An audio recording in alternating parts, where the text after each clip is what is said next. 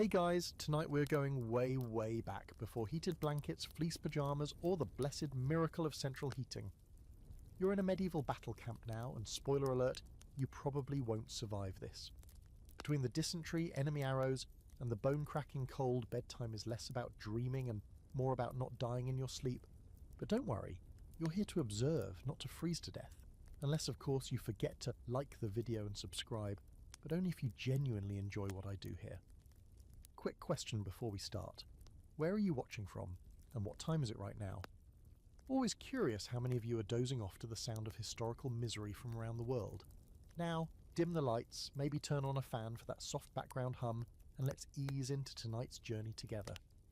The night starts with smoke curling from a dozen low fires, barely flames at all, just stubborn, red glowing embers feeding on damp wood and whatever scraps the soldiers can scavenge. You're standing in a ring of men who all look vaguely like they could be brothers, though they're from wildly different places. Scots, Franks, some wiry Saxons muttering to themselves. You're wrapped in what counts as a cloak, though it smells like it was used as a horse blanket just yesterday. That's because it was. The fire you're sitting around isn't exactly cheerful. It's more like a reluctant co-worker. It's there because it has to be, not because it likes you. The wood is too wet to catch properly, so everyone leans in close, soaking up what little warmth there is before someone shifts and sends up a cloud of eye-watering smoke. The men grumble, blink, and settle back in. This is the nightly ritual. Gather close, share heat, trade rumours. Someone's talking about how a nearby village had a hidden wine cellar, already raided and long gone. Another mutters about the strange noises he heard last night. Definitely wolves, or maybe worse. You're mostly quiet because every word you speak is another puff of precious heat lost to the air. You glance around, trying to figure out where you're supposed to sleep. Spoiler, it's right here. This patch of trampled dirt next to the fire is where you'll spend the night. No mattress, no cot, just you, your cloak, maybe a bit of straw if you were clever, or lucky, enough to gather some before dark. If not, it's you and the cold, baby. That fire you're huddling around, it's not just for comfort, it's survival. Medieval soldiers knew this. They'd take turns tending the embers all night, poking at the coals, feeding them tiny twigs to keep them alive without creating too much light. Why not more fire? Because fire brings eyes. Enemy scouts, lurking bandits, wild beasts, everyone sees flame. So you get this compromise. Warmth without visibility. In many camps there's a system to how people sleep around the fire. The high-ranking guys, captains, knights, might get tents, we'll get there later. But the grunts, they lie in concentric rings around the flames, feet pointed in like spokes on a wheel. The logic, feet get cold first, feet need heat, and if someone creeps into camp, the outer ring wakes up first, human alarm system. Medieval security at its smoky best, the guy next to you is already snoring, breath fogging up with every exhale. He's pulled his hood low over his eyes, curled into a shape that looks vaguely rodent-like. You can hear the quiet clink of his gear shifting as he moves in his sleep, his belt and dagger still strapped on just in case. Nobody here fully undresses to sleep. You wouldn't either, not unless you wanted to freeze or worse, wake up stabbed. The ground beneath you is damp, not wet exactly, but the kind of soaked-through cold that creeps through fabric and right into your bones.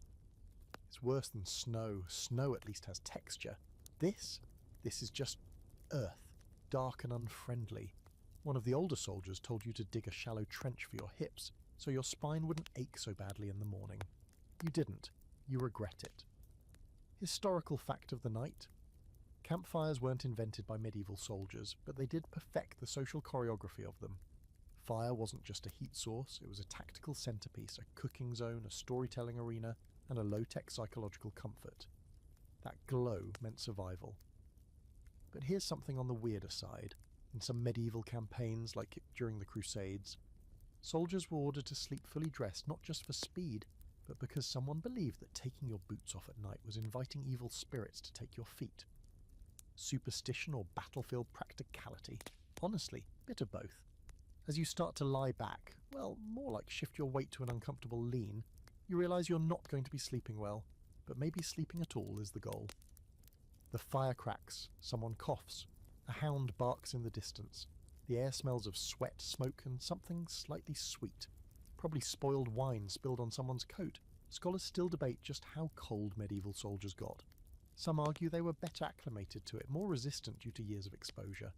Others say no, freezing to death in the night was a real risk, especially during winter campaigns. Diaries, where they exist, mention comrades who simply did not rise in the morning, frozen or weakened beyond saving. There's no consensus, just cold anecdotes. But tonight, you're still breathing. You shift a little closer to the guy next to you. He grunts, doesn't complain. You both know the rule, no such thing as personal space when it's below freezing. The fire crackles again, and you feel a tiny patch of warmth creep across your boots. Maybe tonight won't be so bad. Maybe. You learn pretty quickly that nobody sleeps in armour unless they're either about to be ambushed or deeply lacking in brain cells. Hollywood might love the image of knights slumping back against tree trunks in full plate, but here in the actual mud-soaked reality of a medieval battle camp, that would be a guaranteed way to wake up paralysed from the neck down, or not wake up at all. Armour doesn't just restrict movement, it locks heat out, traps cold sweat inside, and turns your body into a chilled tin can. So what do you sleep in? Wool, and a lot of it. Before bed, you shrug off the day's armour piece by piece. First, the mail coif comes off, heavy and damp around the edges, your scalp slicked with sweat. Then the hauberk, a knee-length chainmail shirt, probably the heaviest piece of gear you own. It clinks and sighs as you peel it off, the cold night air rushing against the tunic underneath. A few of the other men groan as they go through the same ritual, joints popping, muscles twitching like coiled springs suddenly let go. You're down now to your padded gambeson, the thick quilted jacket that acts as both underarmour and, as you're discovering, makeshift pyjamas. It's stained and smells like the week you've just endured, iron from blood, sour sweat, ash and damp wool. But it's warm and that's all that matters. A few of the more seasoned soldiers start layering up with every spare cloth they can find. Linen undershirts, woolen hose, even old sacks tied around the feet. You watch one guy wrap rags around his legs like makeshift leg warmers. He's not laughing. No one is. Everyone knows how precious even a little bit of insulation can be. Some men carry small bedrolls, basically a cloak or rough wool blanket they can wrap themselves in like a sad burrito. A few lucky ones have cloaks lined with fur, some scavenged or bought with coin. You do not. Your cloak is thick but threadbare, and it has a hole near the collar that lets in cold air like a dagger. You consider stuffing it with straw later. For now, it's your outermost layer, and you pull it tighter as the breeze cuts through camp like a thief looking for toes. Wool, you discover, is a medieval miracle. It insulates even when wet, something that linen and cotton just don't do. That's why nearly every soldier, rich or poor, is bundled up in it at night. Tunics, cloaks, hose, mittens. If it's wool, it's welcome. You're layered like an onion that's seen too much war. The chill still seeps in, slowly, deliberately, but the layers delay its victory. You lie down, wrapped tight, and try not to think about the way the ground is claiming the heat from your back like it owns it. The downside to all these layers. Moving in your sleep is a joke. You roll over and get caught in your own cloak. Someone next to you grumbles as you jostle him, and you both spend a moment adjusting sauntily in the dark, like two snails re-wrapping their shells. No one wants to speak. You only open your mouth to let out a slow breath, and maybe mutter something under it, some curse or prayer or both. Historically speaking, the sleeping gear of a medieval foot soldier was not uniform. Some soldiers slept in just their undertunics, while others piled on every scrap of fabric they could find. Inventories from campaigns often list blankets of wool, sheets of linen, and the occasional furred cloak, especially among higher ranks. But for most common soldiers, it was whatever they could carry or steal. Trade routes sometimes brought in felted or woven materials from distant markets, and if you were lucky, you might snag a blanket from a merchant caravan or a raided village. And here's a fun fringe detail you didn't ask for but now can't unknow. Some soldiers stuffed their boots or gloves with sheep dung before sleep. Not for insulation, though maybe a bit, but because dried dung, when burned or smouldered, gave off a kind of slow, smokeless heat. A miserable, smelly hack. But when your fingers are going numb, pride is optional. Meanwhile, some historians still argue whether medieval armies had anything approaching a standardized sleep setup. There's evidence of military quartermasters providing sleeping sacks to elite troops in some European armies by the late 14th century, essentially early sleeping bags made of heavy cloth or fur, but there's just as much evidence suggesting that most men simply made do with whatever rags and hides they could pile under their cloaks. There's no conclusive answer. It's a historical shrug under a mountain of scratchy fabric, As you curl in tighter, you start to lose track of time. You can't see the moon, it's behind clouds or cloak, but you can hear the slow shifting of the camp. One man coughs, another sees and snores in a rhythmic wheeze. Somewhere, someone is whispering what sounds like a prayer. You can't tell if it's for warmth, safety, or forgiveness. Probably all three. You keep your knife close, not because you expect to use it, but because it gives you something to hold on to. The cold is no longer sharp, it's become dull and relentless, pressing in from all sides like water against a cracked boat.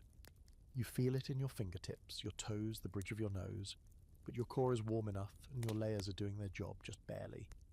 You let your eyes close and your body sag into the damp earth. It's not comfortable, but it's something like rest. You don't dream, you're too alert for that, but your thoughts blur, stretching into the darkness beyond the fire's glow. There's a trick to sleeping on dirt without feeling like your spine is being individually assassinated by every pebble beneath you. You learn it from a grizzled old man missing half his teeth and most of his hearing. His name might be Arn or maybe Orm, you're never really sure. What he lacks in hygiene, he makes up for in battlefield wisdom, and tonight he tells you how to sleep like a soldier. Make the earth your friend, or it'll break your bones before dawn. You watch him dig a shallow dip in the ground with the side of his hand, nothing dramatic, just a small hollow where his hips and shoulders will go. Keeps you from rocking side to side all night, he mutters. Keeps the warmth in too, like a nest. Then he sprinkles straw into it, crunchy, yellow, slightly damp straw stolen from the last village the army passed. You follow his lead, making your own pathetic little earth bed, though your hands aren't calloused enough yet, and you get a splinter almost immediately. The straw is itchy. Some of it smells suspiciously like goat, but once you lie down, it makes all the difference. It lifts you just enough off the ground to stop the worst of the cold from leaching into your spine. Add in your cloak and the extra linen tunic you've been hoarding in your satchel, and you've created something resembling a sleep station. Not comfortable, no, but survivable. This is the secret art of sleeping in medieval camps, layers between you and the ground. Not just above you, beneath. If you can manage a layer of straw, leaves, or even bundled up brushwood beneath your body, you're halfway to not freezing. Some soldiers gather pine boughs or fallen hay. Others use cloaks they're not wearing as a bedroll. You even hear a guy joke once that he slept on a stack of shields once, though you can't tell if he's exaggerating or just bragging about his back pain. In some rare cases, especially when the army had the time to settle in for more than a night, they'd dig proper trenches, flat-bottomed, shallow pits lined with wood planks or straw to sleep in. It's called a dug-in sleeping trench, and while it sounds like a last resort survival move, it was actually considered smart fieldcraft. Some commanders encouraged it, others didn't bother, too focused on marching to the next bloody engagement. So depending on your leadership, you either got to sleep in a clever foxhole or, more likely, on whatever dryish ground you could find behind the latrine ditch. Your own patch of dirt tonight is slightly sloped, but at least it isn't swampy. You keep your boots close, off, but within arm's reach. Some soldiers sleep with them on, but that's a surefire way to get trench foot in a week. You've heard horror stories of men waking up with their toes black and curling, but you've also heard of guys who took their boots off and never saw them again. Stolen by deserters, traded away by some low-ranking weasel for food or firewood. Trust no one. Sleep light. As the night stretches on, you hear the sounds of the camp change. Fewer voices now, more coughs, more sniffling. Someone nearby is quietly chewing what sounds like hard bread, probably saving his better rations for daylight. You're too tired to eat. The fire closest to you is dim now, reduced to glowing logs and the occasional sputter of sap. There's no talking around it, just the sound of people existing as quietly as possible. The kind of silence that's not peaceful but fragile. You catch a few men doing what you're too cold to attempt, lying on their backs and staring at the sky. Some nights it's worth it. The stars here, free from city smoke, clear and sharp in the freezing air, are endless. But tonight there's too much cloud cover, and maybe even the threat of rain. You bury your head under your cloak to preserve what little heat your face is still holding on to. Everything smells like damp wool and smoke. You're starting to forget what warmth really feels like. Here's a fun historical tidbit to frost your toes a little more. Some medieval commanders believed that the best way to make soldiers hard for battle was to keep them half-starved and half-frozen. Comfort made men soft, they said. So sometimes even when proper materials for shelter were available, extra straw, blankets, or portable tents, they were rationed or even withheld. a sort of forced Spartan conditioning. You try not to think too hard about that as you shift on your straw bundle, trying to ignore the sharp edge of something digging into your hip. Possibly a root, possibly a coin you forgot was in your pouch. On the fringe side of history, there's a strange rumour you once heard from a Breton soldier, that sleeping directly on the ground lets the earth drink your strength. He claimed that's why he carried a wooden sleeping board, shaped to his back and strapped to his pack like a shield. You don't know if he's still alive or if his board helped him live longer. You never saw him again after that muddy spring in Burgundy. Academics still debate just how common it was for soldiers to carry proper bedding materials, whether it was part of a soldier's standard kit or something improvised from campaign to campaign. Some sources mention sleeping cloaks and bedclothes listed in army provisions, especially for long marches, but others suggest that any comfort beyond a basic woolen cloak was a luxury. And in most cases, if you didn't bring it with you, you weren't getting it at all. You shift again, trying to stretch one leg without letting in the chill, and the straw rustles beneath you like dry paper. You're thankful for it now, even if it means you'll itch for days. You wonder how the soldiers in warmer climates slept, if they laughed at stories like this, sipping watered wine in desert air, wrapped in linen and smugness. But tonight, this is your life. A shallow dirt bed, straw insulation, layers of scratchy, smoke-infused clothing wrapped tightly enough to make a mummy jealous. And somehow you start to sleep. Not well, not deeply, but your breathing slows and the cold dulls to something tolerable. You let your mind drift, not quite dreaming, but not awake either. A kind of suspended animation, where you wait for the sun to rise or a blade to fall, whichever comes first. Somewhere out in the darkness, a man with rank sleeps in a tent. An actual honest-to-God tent, with walls and a roof, and, if the rumours are true, even a candle flickering inside like a warm star in its own tiny sky. You don't see the inside of it, not directly, but you've caught glimpses when the flap swings open for a heartbeat. Wool blankets stacked like treasure, furs thrown carelessly over folding stools, and sometimes a second man, a squire or a page moving quietly in the background, tending to the knight's gear or helping him undress before bed like he's royalty. That's how the other half sleeps in a medieval battle camp. The tent isn't big, most aren't. This isn't a royal procession, it's a mobile war camp. The officers' tents are simple A-frames, made of thick canvas or oiled linen, designed more to keep out the rain and wind than to impress anyone. But even that canvas is luxury. It blocks the bite of the wind, dulls the sound of snoring neighbours, and most importantly, keeps the damp off your bones. You dream of canvas. You would kill for canvas. Well, you're already here to kill people, technically, but you'd extra kill for it. Inside the tent, things are arranged with a precision that says, I am not freezing to death like the rest of you. There might be a ground sheet, made of leather or thick cloth, a bedroll, certainly, possibly even stuffed with down or feathers if the officer's noble, or just rich and prepared. A fur-lined cloak is draped over the foot of the bedding. Some have candle lanterns or oil lamps, hung carefully to avoid setting the whole thing ablaze. The light spills through the seam sometimes, golden and warm, and the rest of the camp hates it with a quiet, bone-deep envy. You don't just get a tent. You either buy one with your own coin, steal one, or have the kind of status where someone else carries it for you. Officers, knights, wealthy mercenaries, they're the ones with tents. Everyone else? Dirt and sky. That's the division. Not just of class, but of temperature. Still, tents aren't perfect. The canvas sweats when it rains, dripping slow, cold droplets right onto your forehead. If you light a fire inside, and some do, it's a gamble between warmth and asphyxiation. Smoke builds up fast. That's why some cut little vents into the sides or rig up open flaps. But even then, there's always the risk that you nod off and wake up to find your blanket smouldering or your eyebrows gone. One officer in your battalion nearly burned down half the command tents trying to make roasted chestnuts over a brazier. He now sleeps outside with everyone else. The fire got the chestnuts, but not his pride. You sometimes linger near the tents, not too close, just close enough to catch the smell of wax or the faint perfume of someone who still owns soap. Occasionally a servant brings out something warm, stew, mulled wine, a damp cloth.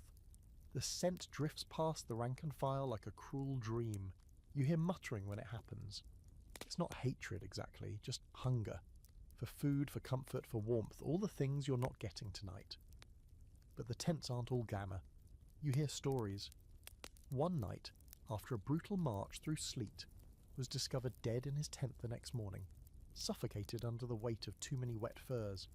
Another woke to find his tent flaps cut open and half his gear gone, stolen while he soared. Comfort is a risk. A bubble of safety can become a trap if you're not careful. You remember that as you tug your cloak tighter, feeling the wind crawl under the hem like a cold snake. Tents vary wildly depending on time and region. In some 15th century English campaigns, the Royal Army travelled with entire wagon trains of modular tents, canvas palaces really, with separate rooms and raised beds. But for most officers, tents were modest and utilitarian. One French campaign ledger even records sleeping tents of oxhide reinforced with wooden slats. The hide smelled awful but shed rain better than cloth. Some Scandinavian troops used half tents, just enough for a man to curl under like a shell, better than nothing if you had it. Here's a quirky side note you'll love. Some German mercenaries brought folding camp furniture. Actual folding chairs and once, reportedly, a collapsible wine rack. Imagine that, your joints freezing solid outside while someone 2 tents over is sipping warmed mead from a carved cup beside a travel table. Medieval glamping. It makes your straw pillow feel like punishment. But even with canvas and furs and padded bedding, sleep doesn't come easily to officers either. Rank doesn't erase anxiety. If anything, it adds to it. They lie awake, replaying troop movements, fretting over enemy formations, wondering if the camp perimeter is truly secure. You've seen commanders wake up at dawn looking like they haven't slept at all. One even muttered in his sleep, nonsense phrases and orders for horses to run backward. Leadership might come with a tent, but it doesn't come with peace of mind. There's still debate among historians about just how common tents were for non-noble soldiers. Some argue that larger armies carried spare tents in wagons and distributed them among the men, especially during long campaigns. Others point out how little evidence there is in common soldiers' records. The truth is probably somewhere in between. Tents for the few, makeshift shelters for the rest, and sky for everyone else. A hierarchy written in fabric. Tonight, you're on the outside looking in.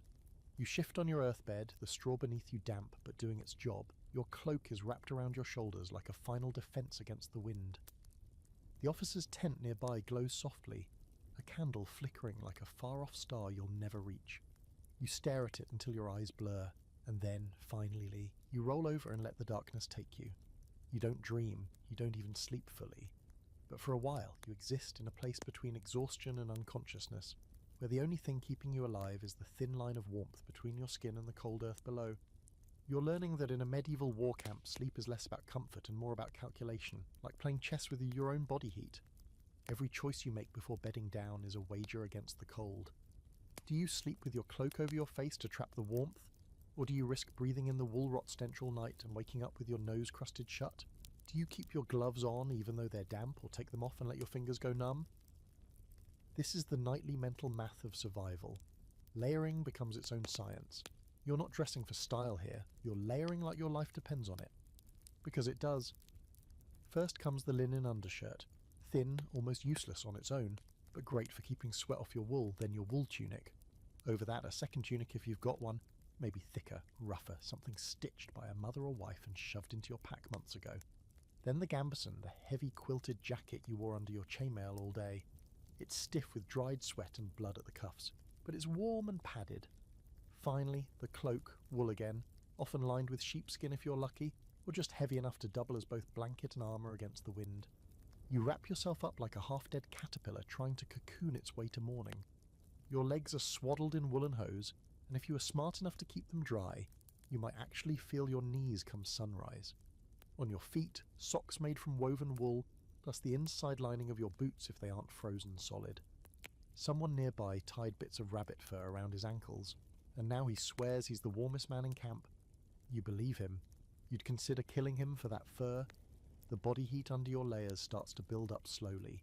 It doesn't feel warm exactly, it just feels less cold. Your breath starts to stay in your hood, warming the air around your neck, and you feel the beginnings of sweat where your tunics press tight against your ribs. But this is where it gets tricky. Sweat is the enemy. If you sweat too much, it'll freeze inside your layers when the temperature drops further, and then your own body becomes your worst enemy. So you start adjusting, loosening the laces on your gambeson just a little, letting a whisper of cool air in, It's a balance game you never thought you'd have to learn. Some of the more experienced soldiers have tricks. One keeps a cloth wrapped around his chest, tucked beneath everything else. It's nothing fancy, just an old rag, but he says it keeps his core warm longer. Another layers dried grass between his shirts. You think that's madness, until he wakes up tomorrow not shivering while you're curled up like a shrimp on a frozen rock. Historical records paint a surprisingly varied picture when it comes to sleepwear in medieval armies. Common foot soldiers wore their daily clothing, tunic, hose, cloak, and maybe added an extra layer if they were lucky.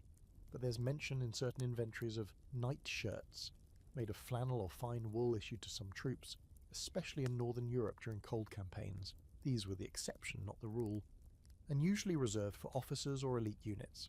For most soldiers, sleeping attire was just less wet battle wear. Here's a quirky historical footnote. Some 12th century Scandinavian levies were issued wool onesies, well, not literally onesies, but full-body wool underclothes with a single seam down the back. Apparently they were prized not just for warmth, but because lice had fewer places to hide. You're not sure if that's better or worse. Fewer lice, more itching wool. Tonight the cold is steady, not bitter, not deadly, just constant, like a pressure that never lifts. You're starting to settle in. Muscles softening under the weight of your clothing when someone shifts nearby and lets out a long, low groan. Not pain, just exhaustion. It's a sound you've started to recognize, the sigh of someone whose body is giving up on complaint. Sleep comes in layers too. First your hands relax, then your chest stops twitching from the shivers, then your legs forget they exist. Your eyes close even though you can still hear everything. The creak of leather, the rustle of wool, the slow breathing of the men around you. You're in a field full of wool-wrapped human burritos, each one hoping to make it through the night without losing a toe or a sense of sanity. There's still debate among historians about whether medieval armies encouraged soldiers to bring specific sleepwear. Some records imply personal responsibility. If you didn't bring something warm, that was your own bad planning. Others suggest that certain armies, especially the more centralised ones like France or England in the later Middle Ages, issued basic winter clothing before campaigns. But those were rare moments of organisation in a messy, chaotic world. Most soldiers had to improvise. Someone nearby lets out a quiet curse, pulling his cloak tighter. You don't know his name, you just know he snores like a cow and has a habit of muttering in his sleep about cheese. But tonight, you feel a weird sort of camaraderie with him.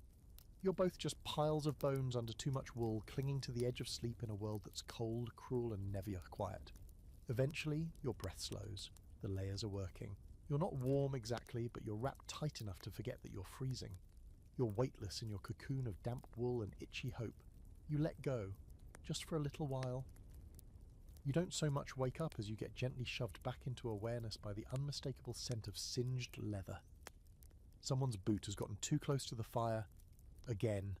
You open one crusty eye to see a thin column of smoke spiralling up from a blackened heel, while the boot's owner snores on, blissfully unaware that he's about 5 minutes away from losing footwear, and possibly a toe. You don't bother warning him.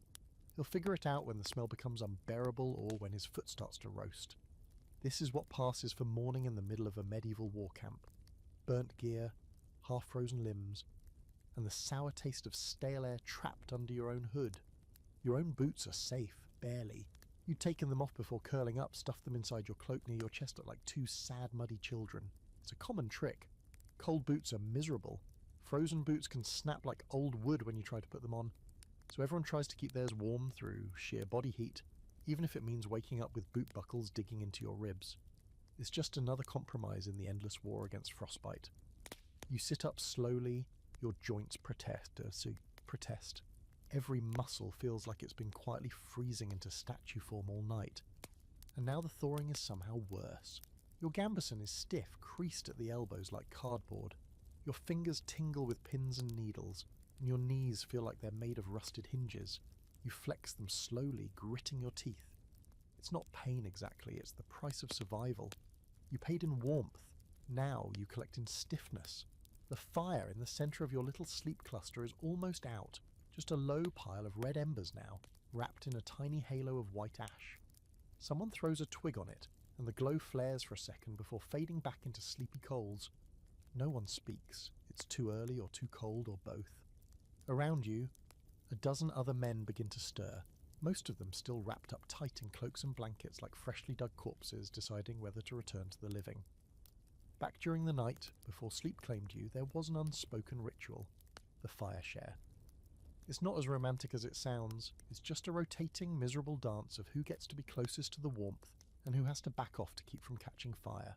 Too close and you wake up choking on smoke with your eyebrows singed. Too far and your limbs go numb. Everyone plays this game twisting and rotating like spit-roasted pigs around the embers. One guy, the one who chews in his sleep, figured out that placing his shield between himself and the fire helped direct the heat toward his body. A crude heat reflector. It kind of works, until someone kicks the shield over or a breeze shifts the smoke into everyone's faces. You once tried laying stones around the fire to soak up warmth, and then wrapping them in cloth to tuck against your stomach while sleeping. It worked beautifully. Right up until the moment one burned a hole through the hem of your tunic.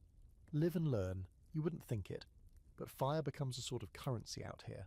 Whoever tends it well shares it generously, and keeps it live through the night earns quiet respect.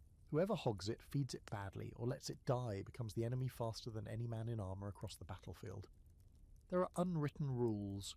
Don't throw green wood on it. Don't steal another man's fire rocks. Don't put your wet boots near the centre, unless you want a cloud of steam to choke everyone out. A good firekeeper is worth his weight in meat rations. Historically, fire maintenance was one of the most important survival skills in a medieval camp. Soldiers often carried flint and steel. But starting a new fire was a last resort, better to tend the one you had. Carefully feeding it through the night and banking the coals beneath ash so it could be revived at dawn. Some units even assign night watch shifts specifically to keep fires alive, not just for cooking and heat, but to keep morale from cracking entirely. Without fire, everything falls apart. Want a strange fact to chew on? In some 13th century Baltic campaigns, soldiers were reportedly trained to sleep in rotational shifts around a fire, not just for warmth, but because they believed spirits of the dead would steal heat from unattended flames. Whether superstition or early thermodynamic awareness, the result was the same. Fires were watched like treasure. But there's also scholarly debate around just how many fires a large medieval army could sustain during long campaigns. Wood was a finite resource, and deforestation around encampments was a real problem. Some argue that in especially large camps, only small shared fires were permitted, while others believe men broke into little circles, each managing their own. The archaeological record shows patterns of fire pits and clusters, suggesting communal heating more than individual. It probably depended on terrain, weather, and how long the army expected to stay in one place. Right now, in your patch of camp, fire is fading and everyone's looking at each other with that unspoken, groggy question: who's going to fix it? Eventually, the guy whose boot is still smouldering blinks awake, notices the smoke, and yanks his foot away with a yelp. Everyone chuckles quietly. Not kindly, but not cruelly either. It's just the way mornings go. His boots scorched, heel curling like old parchment, but still wearable. He kicks dirt at the embers and grumbles something about damn camp ghosts. You reach for your boots and brace yourself for the horrible moment, slipping them on. They're still damp, cold enough to sting your arches, but not frozen, and that's a victory. You do the little hop dance as you force them on, teeth clenched, breath hissing through your nose. Your cloak is stiff around the edges with morning frost. Everything smells of smoke, feet, and ash. Still you're up. You're not warm, but you're moving. And in a place like this, that's about the best you can ask for. You glance around the camp, men yawning, rubbing their necks, poking at dying fires like sleepy raccoons. The sky is still black, but you know the grey is coming. And with it, the marching, the fighting, or, if you're lucky, just another cold night like this one. You haven't even finished lacing your boots before nature calls, loudly and without apology. It's the kind of call that doesn't care if the ground is frozen or if your hands are too numb to untie anything. You groan, adjust your cloak, and trudge off toward the outer edge of camp, guided by nothing but memory and a vague scent of regret. Welcome to the glamorous life of the medieval foot soldier. Dawn patrol straight to the piss trench. You don't have a proper latrine, of course. This isn't a fortified garrison with carved stone channels and flagstone floors. This is a battlefield bivouac, which means someone dug a shallow ditch last night about 50 yards downwind of the sleeping line, tossed some old straw into it, and called it a miracle of sanitation. If you're lucky, no one's fallen in yet. The cold hits harder the farther you get from the fire pits. Your breath fogs in the air like smoke from a dying candle, and you walk quickly, not just to beat the cold, but to escape the sound of everyone else groaning through their own early morning rituals. Somewhere behind you, someone dry heaves. Someone else curses at a rat. You just keep walking, eyes low, boots crunching through frost-covered grass. When you finally reach the latrine trench, the smell greets you first. It's an aggressive, layered thing. Old waste, newer waste, waste that may or may not be human. It clings to the air, seeps into your nostrils, and leaves a film on your tongue if you breathe wrong. You do what needs doing as fast as physically possible, shivering the entire time, squatting like an unhappy gargoyle. There's no privacy here. No shame either, really. Everyone's too tired, too cold, or too dead inside to care. You lock eyes with another soldier on his way out.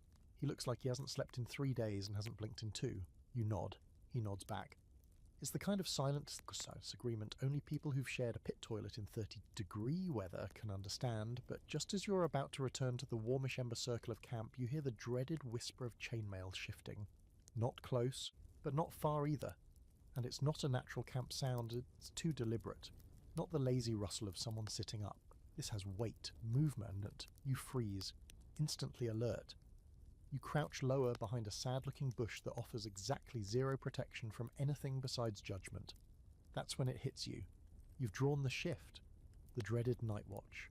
Or maybe it's morning watch now, depending on how generously the sergeant decides to define dawn. Either way, your name was called in the dark, mumbled by someone with more authority than energy, and now you're part of the handful of soldiers responsible for making sure nobody sneaks in to slaughter the camp, while the rest are busy trying not to freeze their kidneys off. You sigh, deeply, loud enough to fog the air around your chin like dragon breath. You'd hoped someone had forgotten, that you could slip through the night unnoticed, tucked beneath your cloak like a cowardly burrito. But here you are, cold, awake, and now on sentry duty. Night watches in a medieval camp aren't rotations of honour. They're punishments handed out by necessity. Someone has to do it, and that someone is always you. Or at least it feels that way. You take your place just beyond the camp's edge, pacing slowly between 2 frost-tipped trees. Your breath fogs like a signal. Your ears strain to hear anything that isn't the rustle of tents or the shuffle of sleeping men. Every snap of a twig becomes a potential death sentence. Every owl hoot makes you reach for your knife. Historically, night watches were one of the most dangerous and important parts of camp life. A sleeping army is a vulnerable army, and even the most heavily armoured force is nothing but meat if caught unaware. Watch shifts varied from 1 to 4 hours, depending on how desperate or disciplined the command structure was. Often soldiers were paired off, both for conversation and to make sure one didn't fall asleep, because yes, that happened. A lot. And the punishment was usually worse than just a stern talking to. Sometimes it was lashes, sometimes it was being made to stand bare-chested before dawn, sometimes it was getting stabbed in your sleep because you missed the enemy crawling in. And here's a lovely little fringe detail.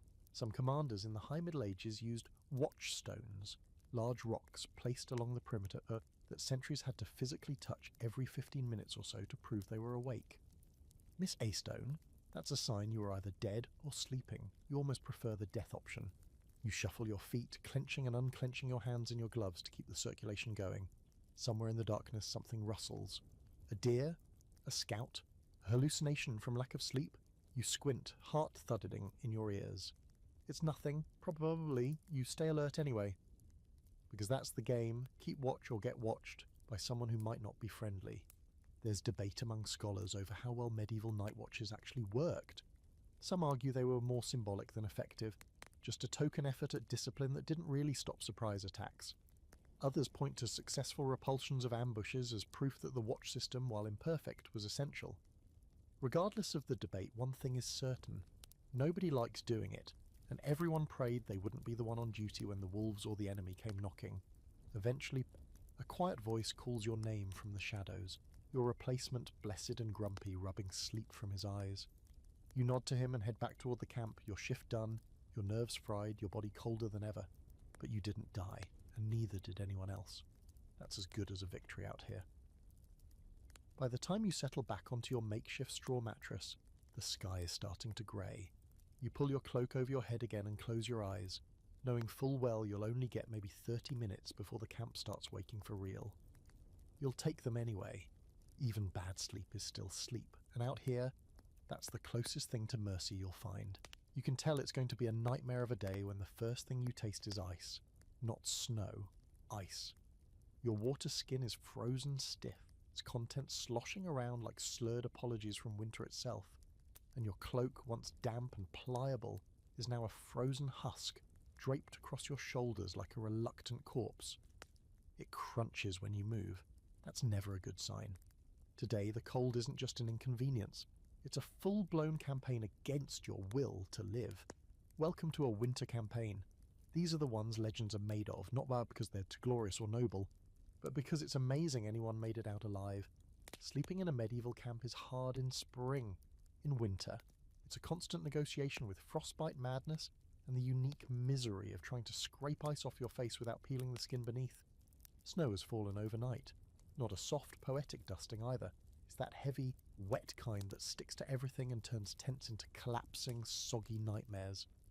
You sit up slowly, cloak cracking at the folds, your straw bedding matted with a thin crust of frost. Even the breath coming from your nostrils is sluggish heavy, curling in front of your face like smoke from an angry ghost. And your hands, well, your hands no longer feel like hands, more like two pale, reluctant slabs of meat at the end of your arms. In this kind of cold, sleeping becomes abstract. You don't sleep so much as pass out and hope your body remembers to keep functioning. Even breathing is hard. Your nose runs, then freezes. You try to wipe it, and your glove sticks to your face, P. You pry it off carefully, muttering curses, and pull your hood down tighter. Somewhere nearby, someone's trying to thaw his cloak by slapping it against a log. The slap echoes. The cloak does not thaw. Thaw. Winter tents, if you're lucky enough to be near one, are sagging under the weight of wet snow. Most weren't made for this. They are meant for rain, for cool nights, not this cruel bone-splitting cold. Some officers have doubled up their canvas, thrown extra hides over the top, and even built low walls of snow around the edges as insulation. It kind of works if you stay inside all night and don't move. But the air inside freezes anyway.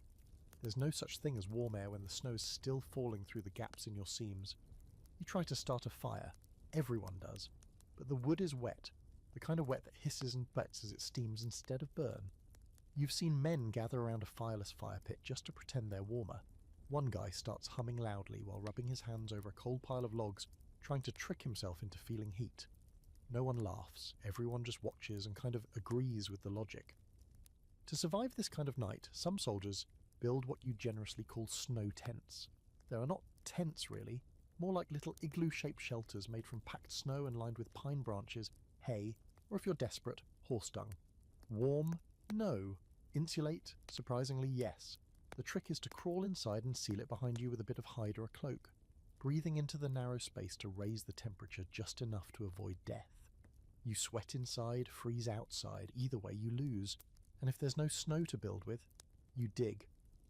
Trenches, shallow pits carved into the dirt to lie in, often with brush or broken shields as wind breaks. You've seen guys sleep under overturned carts, and you once met a soldier who claimed he survived an entire winter campaign by sleeping inside a dead horse. You're not sure if that's true. You didn't ask follow-up questions. The smell alone probably kept him company for the rest of his life. Historical records from winter campaigns are bleak. Chronicles from the Teutonic campaigns in Prussia, or the many grim winters during the 100 Years' War, describe soldiers dying not from battle, but from exposure. Entire units freezing in their sleep. Men who bedded down healthy and simply didn't rise in the morning. One chronicle coldly records, found stiff in prayer, mouth agape. It's not exactly the bedtime story you want, but it's the one you're living now. The fringe fact of the night. In some parts of Eastern Europe, soldiers in the 14th century carried hot stones in cloth satchels under their armour, or next to their hearts during cold nights. These were heated in the fire just before bed, then wrapped tightly to avoid burns. If you've never tried hugging a warm rock like it's your last remaining friend, you haven't truly experienced medieval warfare. Modern scholars debate the effectiveness of all these methods, snow huts, heated stones, layered furs, but most agree on one point. Surviving the night was more about instinct and luck than planning. Supplies ran low, fires went out, men rolled over into the cold side of the ground and never got back up. When your body stops shivering, it's usually a sign you're not coming back. As for you, you're still here.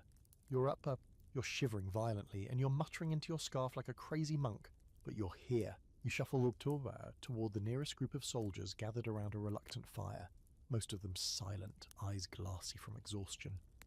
One is holding his hand over the coals, skin raw and red, not pulling back despite the risk. Another has wrapped his entire face in a woolen scarf, eyes peeking out like a walking blanket. No one greets you, there's no energy for that. You sit with them anyway, stare at the coals, think about warmth the way starving men think about bread. You wonder again why you're here, why any of you are here, but there's no answer in the fire, no answer in the snow, just another day of cold and another night of trying not to die in your sleep. You're starting to learn that warmth in a medieval camp isn't just a battle against the weather, it's a battle against biology. And tonight, as you settle into your now all too familiar patch of damp earth and chewed straw, you find yourself locked in a three-way war. Against the cold, against sleep, and against things that scurry. Because somewhere in your bedroll, somewhere, a field mouse has decided to declare war on your sanity. At first, you think you're imagining it. A soft rustle, a tiny scratch. Could be the wind, you tell yourself. Could it be someone shifting nearby?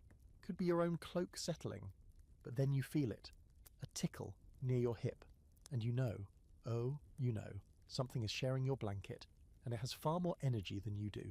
You leap up, not gracefully, not even quickly, more like a frozen sloth startled from hibernation, and start shaking your bedroll like a lunatic. A few men grunt in protest nearby. One groans, "Not again," like this is a common occurrence. Because it is. And not just mice, fleas, lice, ticks, all the charming little bedfellows of medieval camp life. The minute your body becomes warmer than the surrounding ground, it's like putting out a vacancy sign for vermin.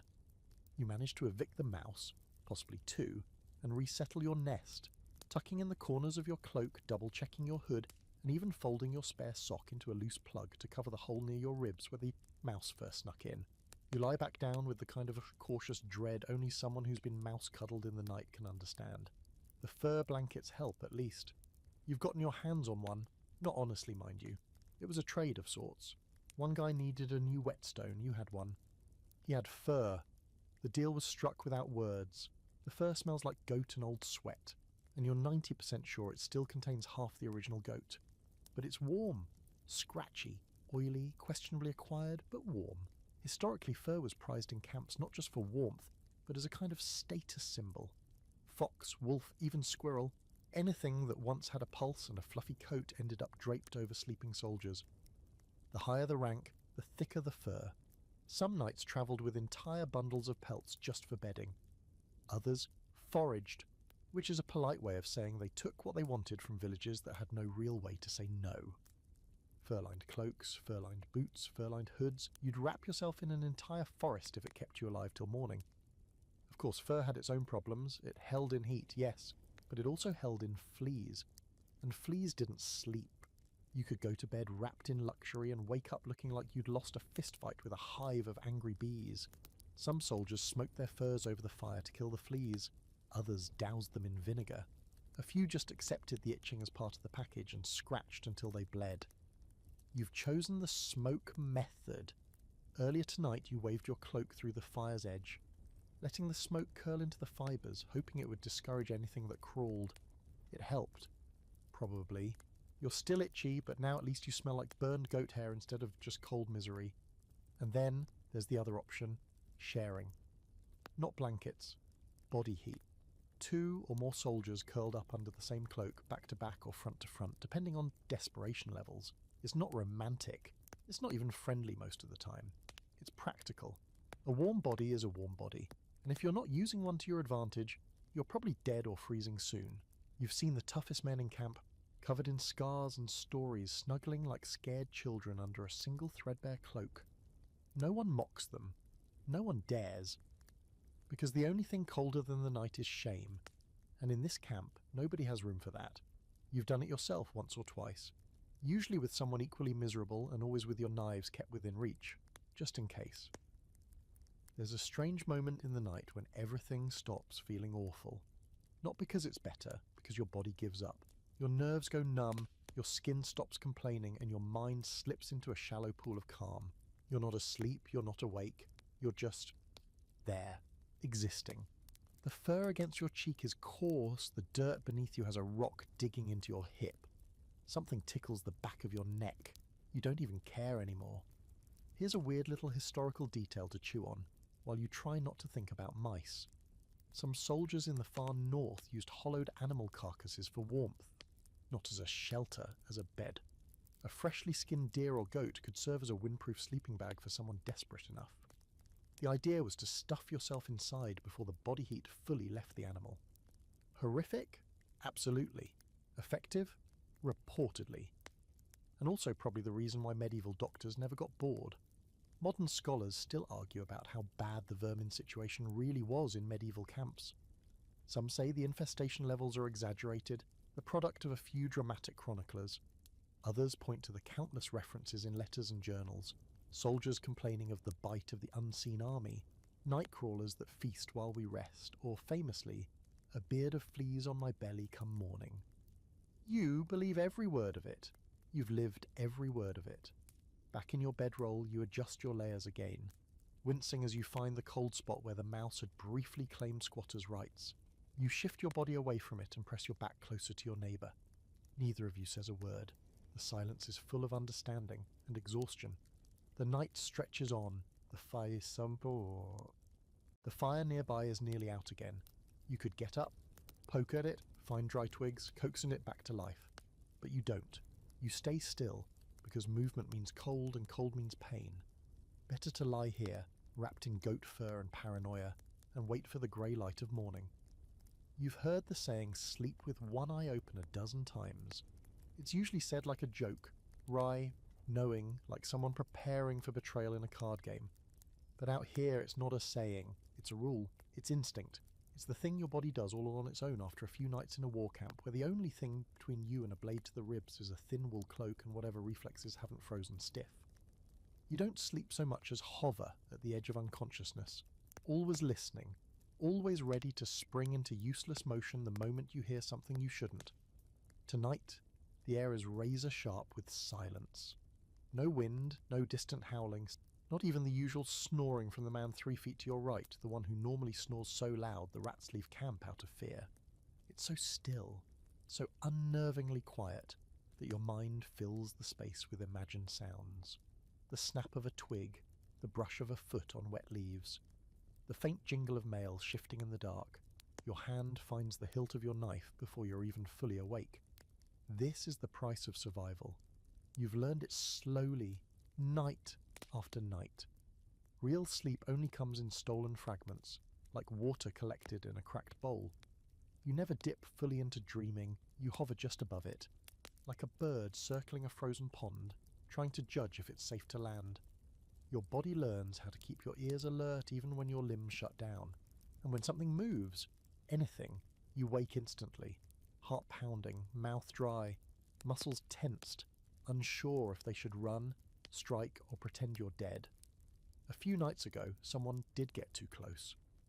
A figure moving between tents, slowly, like a Bashtung shadow learning to walk. No armour, no insignia. You saw them from your bedroll, their silhouette just a little too upright, their steps too deliberate. You didn't move, you just watched. Let your eyes track them through the dark. They passed you by, vanished into the black, and you never saw them again. No one else mentioned it the next morning. You still wonder if it was real. You don't talk about it. Some soldiers do sleep in partial armour. Not full plate, only someone trying to kill themselves would try that. But a padded jack, a mail collar, maybe even greaves. Just enough to take the edge off a surprise attack. But armour is loud, stiff, and more importantly cold. Iron and steel become bone-chilling ice in the night, sucking the heat right out of your skin. So most choose to risk it. Leave the armour off, the blade nearby, and sleep light. One eye open, always. The perimeter guards do their best. You know this because you've pulled that duty yourself, stomping through frost-covered grass, rubbing your hands, peering into the darkness, and trying not to imagine every stump as a crouching enemy. But even the most disciplined guard can't be everywhere at once. You've heard stories, hell, you've seen it happen, of camps raided just before dawn when men are at their lowest. The quiet before morning is when the knives come out. Historically, night raids were terrifyingly effective. Small squads of enemy scouts would sneak past the perimeter, cut throats in the sleeping line, and vanish into the trees before the camp even realised what had happened. Some units took to sleeping in shifts, especially near enemy territory. Others created noise traps, lines of tin cups, bones or twigs strung between posts to create racket if someone tried to sneak through. Primitive, but occasionally effective. One particularly clever trick you learned from a Bohemian soldier involved a belt of bells tied around his ankle while he slept. If someone tried to move him or roll him over, jingle, panic, blade in hand before the attacker even finished sneaking. Of course, you once saw a guy try it who ended up kicking himself all night and waking up more bruised than rested, so it's not perfect. The fringiest, weirdest idea you've heard came from a mercenary who claimed he could sense assassins in his sleep by dreaming of drowning. Said every time he had that dream, he'd wake up with a blade at his throat. He carried a tiny bag of salt under his tongue while he slept. Said it helped him wake faster. Maybe it worked. Maybe he was just crazy. He also talked to his boots. There's still debate among historians about how much sleep paranoia was real versus exaggerated after the fact. Some claim soldiers became numb to danger and slept deeply from sheer exhaustion. Others argue that the constant threat of death kept men in a semi-lucid state for entire campaigns. Either way, the truth probably lives somewhere in between. Sleep was possible, but never safe. Tonight, you lie with your knife under your palm, your knees slightly bent, ready to spring up. Not far, not heroically, but just enough to stab at whatever might be creeping toward your blanket. You've practiced it, shamefully, like a soldier rehearsing his own wake-up call. Push off the elbow, twist the hips, blade out. Try not to stab the guy who's just rolling over. Try not to imagine it happening, try not to need it, but always be ready. Your ears twitch at every noise. The creak of someone's belt, the low grunt of a dreaming man, the soft pat of something too light to be human, maybe just a bird, maybe not. You feel your stomach knot for no reason at all. That's what the camp does to you. It sharpens you, keeps your nerves frayed like rope soaked in ice water. Still, eventually, exhaustion wins. Your body lets go just a little. You drift into a shallow sleep, one hand always on your weapon, one eye metaphorically cracked open. It's the best you can do. You've made it another night. Maybe you'll make it another. And another after that, or maybe you won't, but at least you'll see it coming. You don't really appreciate your gambeson until the second night of rain. Not the nice kind of rain, the kind poets use as metaphors for longing. No. This is the sideways, cold, relentless kind that soaks through everything you own, including your patience, and then laughs in your face. Your cloak is already wet, your boots have turned into puddle-wearing devices, but your gambeson, that old sweat-crusted, blood-flecked quilted jacket you've cursed 1,000 times, that thing is doing heroic work. It's thick, heavier than it looks. Layers of linen or wool stuffed with rag padding and stitched tight like someone took a mattress, beat it into submission, and then told you to wear it to war. It's meant to go under armour, soften the blow of a sword or arrow. But tonight, it's your bed, your blanket, your last line of defence between you and the cold, uncaring sky. You lie back, letting the rain tap gently, no, mockingly against the hood pulled over your head. Every drop is a reminder that comfort is a distant concept. The straw you stuffed beneath you is wet now, flattened and clinging to your back like straw-flavoured leeches. Your fingers are too stiff to curl properly. But your gambeson holds some heat. Not a lot. Just enough to remind you what warmth was before the rain stole it. A guy across the fire, what's left of the fire anyway, is trying to dry his own gambeson by laying it on a flat stone near the embers. It smells like roast death. You all watch, silently hoping the flames catch it, if only for entertainment. It doesn't burn, but it steams like a dying beast. Someone sneezes violently. No one says bless you. Here's the thing, gambesons weren't designed to be slept in. They're stiff, bulky. After a few weeks of use, they smell like battlefield soup, sweat of fear, blood, and something you think is cheese. But when it's cold or wet, you wear it anyway. Because while it may be uncomfortable, it's one of the few things you have that actually traps heat. It's like a wearable oven mitt, if the oven mitt also sometimes gave you shoulder blisters.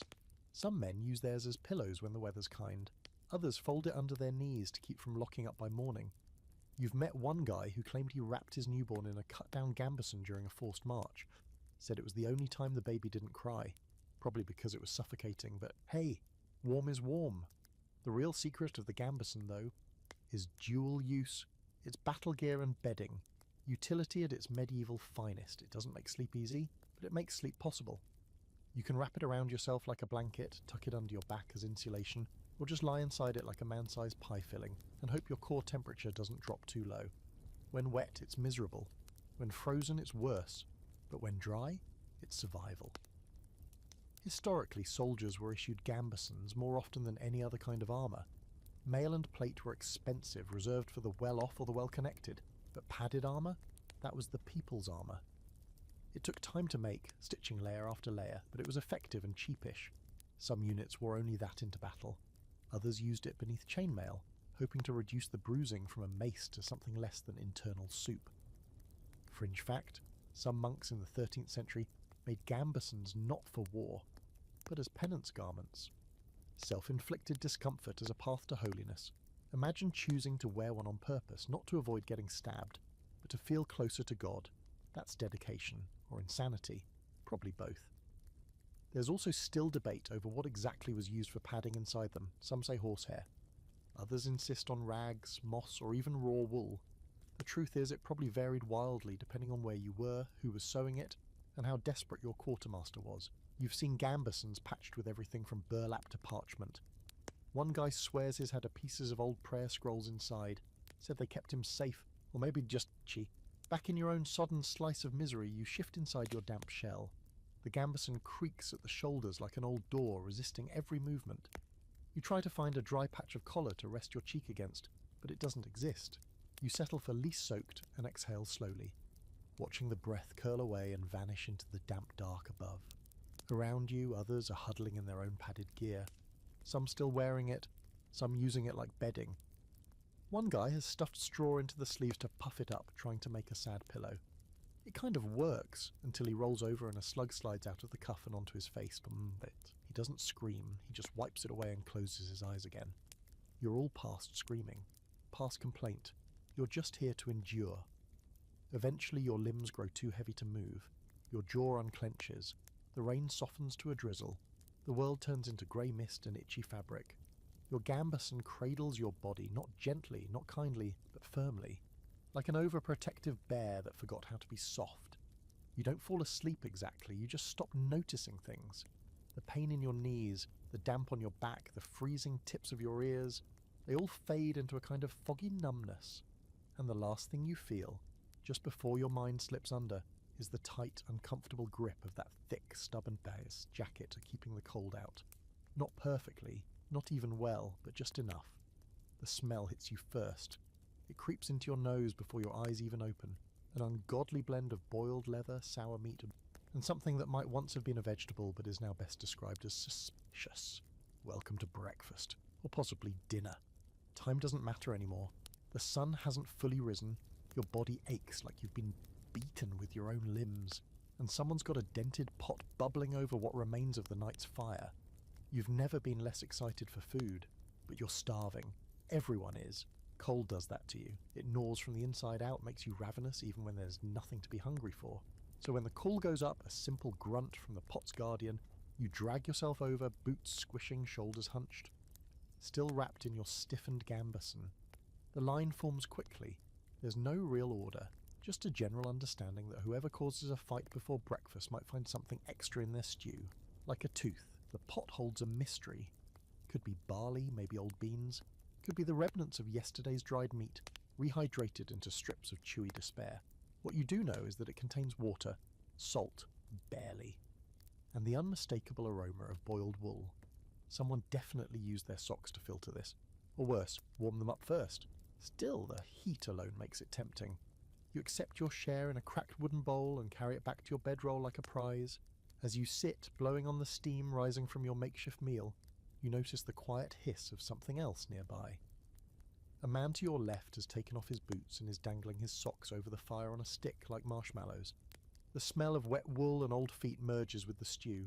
You try to breathe through your mouth, but it doesn't help. Everything tastes like smoke and regret now. You sip the stew. It's hot, at least.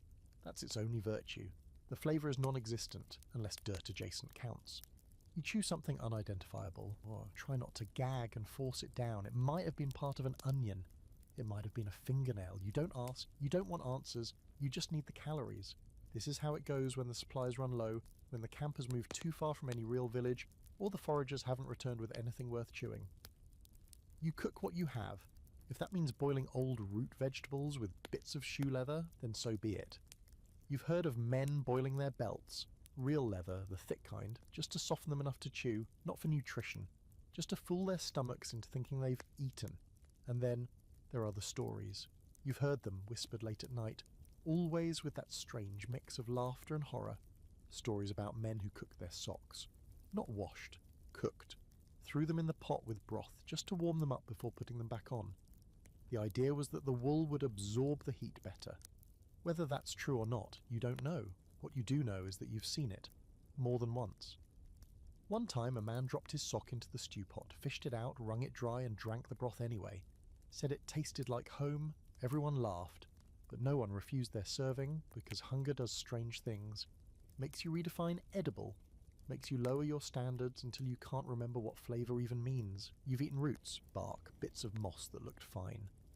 Once a half-burned apple someone tossed aside. It was the best thing you'd tasted all week. Historically, food in medieval campaigns was a patchwork affair. Armies relied heavily on preserved rations, dried meat, hardtack, salted fish, and whatever they could scavenge, buy or steal along the way. Boiled stews were common, not because they were delicious, but because they were practical. One pot, many mouths. Toss in what you had, grains, wild herbs, old meat, bones for flavour. Boil it all down and hope for the best. And here's a quirky footnote to add to your misery. Some armies believed boiling your socks in stew not only warmed them, but disinfected them. This was, unsurprisingly, not true. It just added a foot-flavoured funk to an already questionable meal. But that didn't stop soldiers from trying. Warm socks were a kind of luxury, even if they tasted faintly of despair. There's still scholarly debate about how nutritious medieval camp meals actually were. Some argue that despite the low quality, they were surprisingly balanced. Grain, fat, salt, and the occasional root vegetable. Others claim malnutrition was rampant, leading to disease, weakness, and eventual death. Not from wounds, but from the simple act of wasting away in a cold ditch. Back in your corner of camp, you finish your stew. You don't remember chewing most of it. You lick the inside of your bowl anyway, wiping the last smears with your thumb and sucking it clean. Not because you enjoyed it, because you need every bit. Your stomach still aches, you're still hungry, but at least you're warmer. A little. You return the bowl to the stack of cracked, greasy dishware beside the fire, and the sock warmer nods to you. His socks are steaming now. He'll put them back on in a minute. You both pretend this is normal. Because it is. You wrap your cloak tighter, draw your knees to your chest, and try not to think about what tonight's stew might be made of. You hope, irrational, that someone found a carrot. Just one. A small, misshapen, frost-bitten carrot. That would be nice. But probably it'll be socks again. At a certain point, sleep stops being something you do and becomes something that happens to you. You don't lie down with a sigh and a fluff of your pillow. What pillow? You don't pull up a blanket. It's a damp cloak. Get over it. You just shut down, wherever you are, whatever position your limbs happen to fall into. And if you're lucky, you don't wake up to someone kicking you in the ribs or stepping on your hand on their way to piss behind a tree. Tonight, the exhaustion isn't like other nights. It's not just tired, it's hollowing. The kind of tired that digs in behind your eyes, sits heavy on your chest and whispers, just collapse. It doesn't matter where. Well, the ground is fine, the fire is out anyway. And eventually you listen. You've just spent 14 hours marching through mud so deep it tried to eat your boots. One guy actually lost a boot in a ditch and had to march the rest of the day in a single stocking, wrapped in rags and unrepentant swearing. No one laughed. You were all too tired to laugh. You passed by the rotted remains of a burned-out farmhouse and didn't even look twice. At this point, unless it's food or firewood, it's invisible. So when the signal is finally given, when the column halts and the sergeant barks something that vaguely resembles "make camp," you don't think. You don't plan. You drop. Right there, right where you're standing. You roll to one side, vaguely arrange your cloak over your body like a human-shaped burrito, and let go. Some men don't even unbuckle their belts. They lie down fully dressed, mail still on, one boot half off. One guy nearby is actually asleep standing up, head bowed like he's praying. You watch him sway for a full minute before he tips forward and lands face first in the mud. He doesn't wake up. You consider checking on him, but then you blink, and it's been 15 minutes. This is what march fatigue does to you. It steals your awareness in slow pieces, replaces it with blank space. You stop noticing time, stop caring about the weather, stop bothering to shake the rocks out of your boots. Your body gives up protesting and just runs on fumes. You've caught yourself drifting into micro naps while walking, your head bouncing forward like you're nodding along to some sad imaginary song. Historical sources mention this exact phenomenon.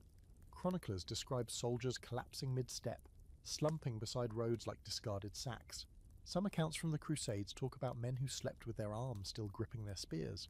Others write of soldiers who walked off cliffs or into enemy camps because they were too exhausted to notice. Fatigue didn't just make you vulnerable, it made you stupid, dangerous stupid. You felt that too. The haze. You once poured wine into your boot instead of your cup. Just stood there watching it splash into the leather like it made sense. Nobody even questioned it. One guy just shrugged and said, "Well, it'll kill the lice," which, fair point. There's a myth that medieval soldiers were tough as iron, that they could go for days without sleep, fueled by grit and boiled onions or whatever. And sure, some of them could, but most, they passed out the same way you do now, hard, fast, and with the zero grace, like rocks flung at the earth by gravity and bad choices. The fringe fact tonight? Some armies used marching songs not to boost morale, but to literally keep men from falling asleep while walking. Simple chants, repetitive and rhythmic, designed to trick the brain into staying just barely conscious. You've heard a few low, dull, ugly things with verses about beer and mothers and bowel movements. They're not inspiring, they are just noise. But they work. Sleep rotations? In theory, sure. On paper, every squad gets rest in shifts, someone always watching, always alert. In practice, it breaks down fast. You've seen men fake wakefulness, nodding sagely at the fire while absolutely snoring through their eyes. You've been one of them. There are whole conversations you don't remember having because your body was speaking but your brain had already left. You curl tighter under your cloak now, eyes fluttering shut without permission. The fire's long gone. The embers are grey. The guy next to you is using his helmet as a pillow.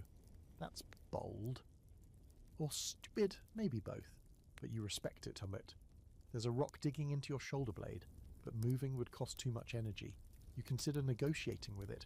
Maybe if you lie still, it'll go away. It doesn't. You accept your fate.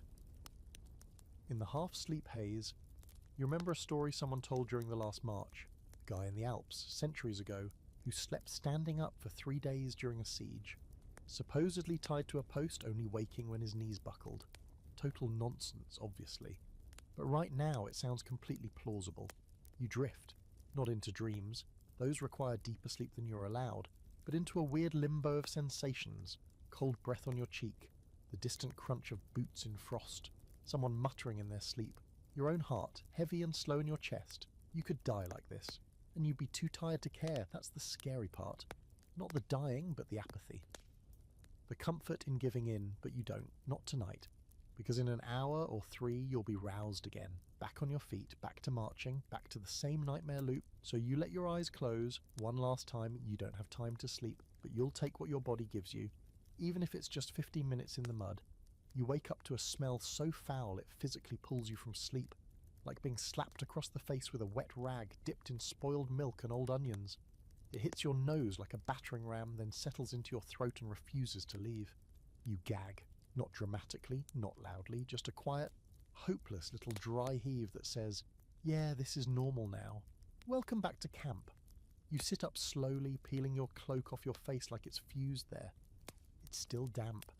Everything is. Your tunic sticks to your back, your boots squelch when you shift, and your hair, what little of it isn't plastered to your scalp, is starting to smell like something that's been left in a sack too long. You can't tell if the sky is grey from clouds or just your own blurry vision. It all blends together now, but that smell, it's still there, still wrapping around you like a damp rope. It's not just human waste or rotten rations, though that's part of it. It's camp, the full-bodied stench of too many people living too close together for too long without soap, sanitation, or dignity. You breathe through your mouth, but that just brings the taste. Smoke, sweat, iron, rot. You wonder how long it'll take for your senses to give up entirely. Maybe that's the final form of the camp. Sensory shutdown. Total detachment. You're halfway there already. Around you, the camp is stirring in its usual way, slow, reluctant, and angry. Someone's trying to relight a fire using kindling that's obviously too wet. The wood hisses, smokes, and refuses to cooperate. The man curses, throws down a flint, and gives up. Another soldier is scraping mud off his gambeson with a piece of broken pottery, like that'll help. It won't. And then someone farts loudly, confidently, and without apology, cuts through the morning air like a war horn. Nobody reacts, not even the guy sitting right next to him. That's just life now. You shift to your knees and start rubbing the sleep from your eyes, only to discover that your fingers are crusted with something unidentifiable. Dried stew, mud, blood, or maybe all three. You wipe them on your cloak. You stopped caring about hygiene on day 2 of this campaign, when the last bit of soap in camp was traded for a strip of dried pork. Historical fact, most medieval camps stank. That's not artistic license, it's a matter of record. Chroniclers complained of foul air thick with humours, while soldiers wrote of the reek of mankind and stench that clung like sickness. You're living that now. You are that now. It's not just unpleasant. It's oppressive. A physical thing that clings to your skin and makes you question whether you were ever clean to begin with. The worst part? You're getting used to it. You wander toward the edge of the sleeping area, scanning for a spot that doesn't smell like death. There isn't one, so you squat down in the least offensive corner and try not to inhale. A man nearby is scraping out a cooking pot that definitely hasn't been washed in weeks. He's using a twig, not even a sharp one, just a bent stick. You watch the crust flake off in slow, sad pieces. Someone else is brushing their teeth with a bit of chewed ash wood. You respect the effort, but it's a losing battle. Everyone here has breath that could knock over a horse. You once saw a man gag himself with his own halitosis. It was impressive. Horrifying, but impressive. Here's a weird fringe fact for you. Some medieval soldiers believed the smell of the camp kept evil spirits away, that the sheer force of human stench acted as a kind of divine protection. You're not sure about spirits, but it definitely keeps wildlife at bay. No wolves, no bears. Nothing with a nose is coming near this place unless it's starving or suicidal. The debate still rages among scholars over how bad it really was. Some argue that people were more accustomed to strong smells in the Middle Ages and didn't register them as intensely. Others say the descriptions we have are proof that it was truly unbearable, even to people with lower standards of cleanliness. You've decided the answer is simple. If something makes your eyes water now, it made theirs water then too. You move toward one of the latrine trenches out of necessity, not bravery.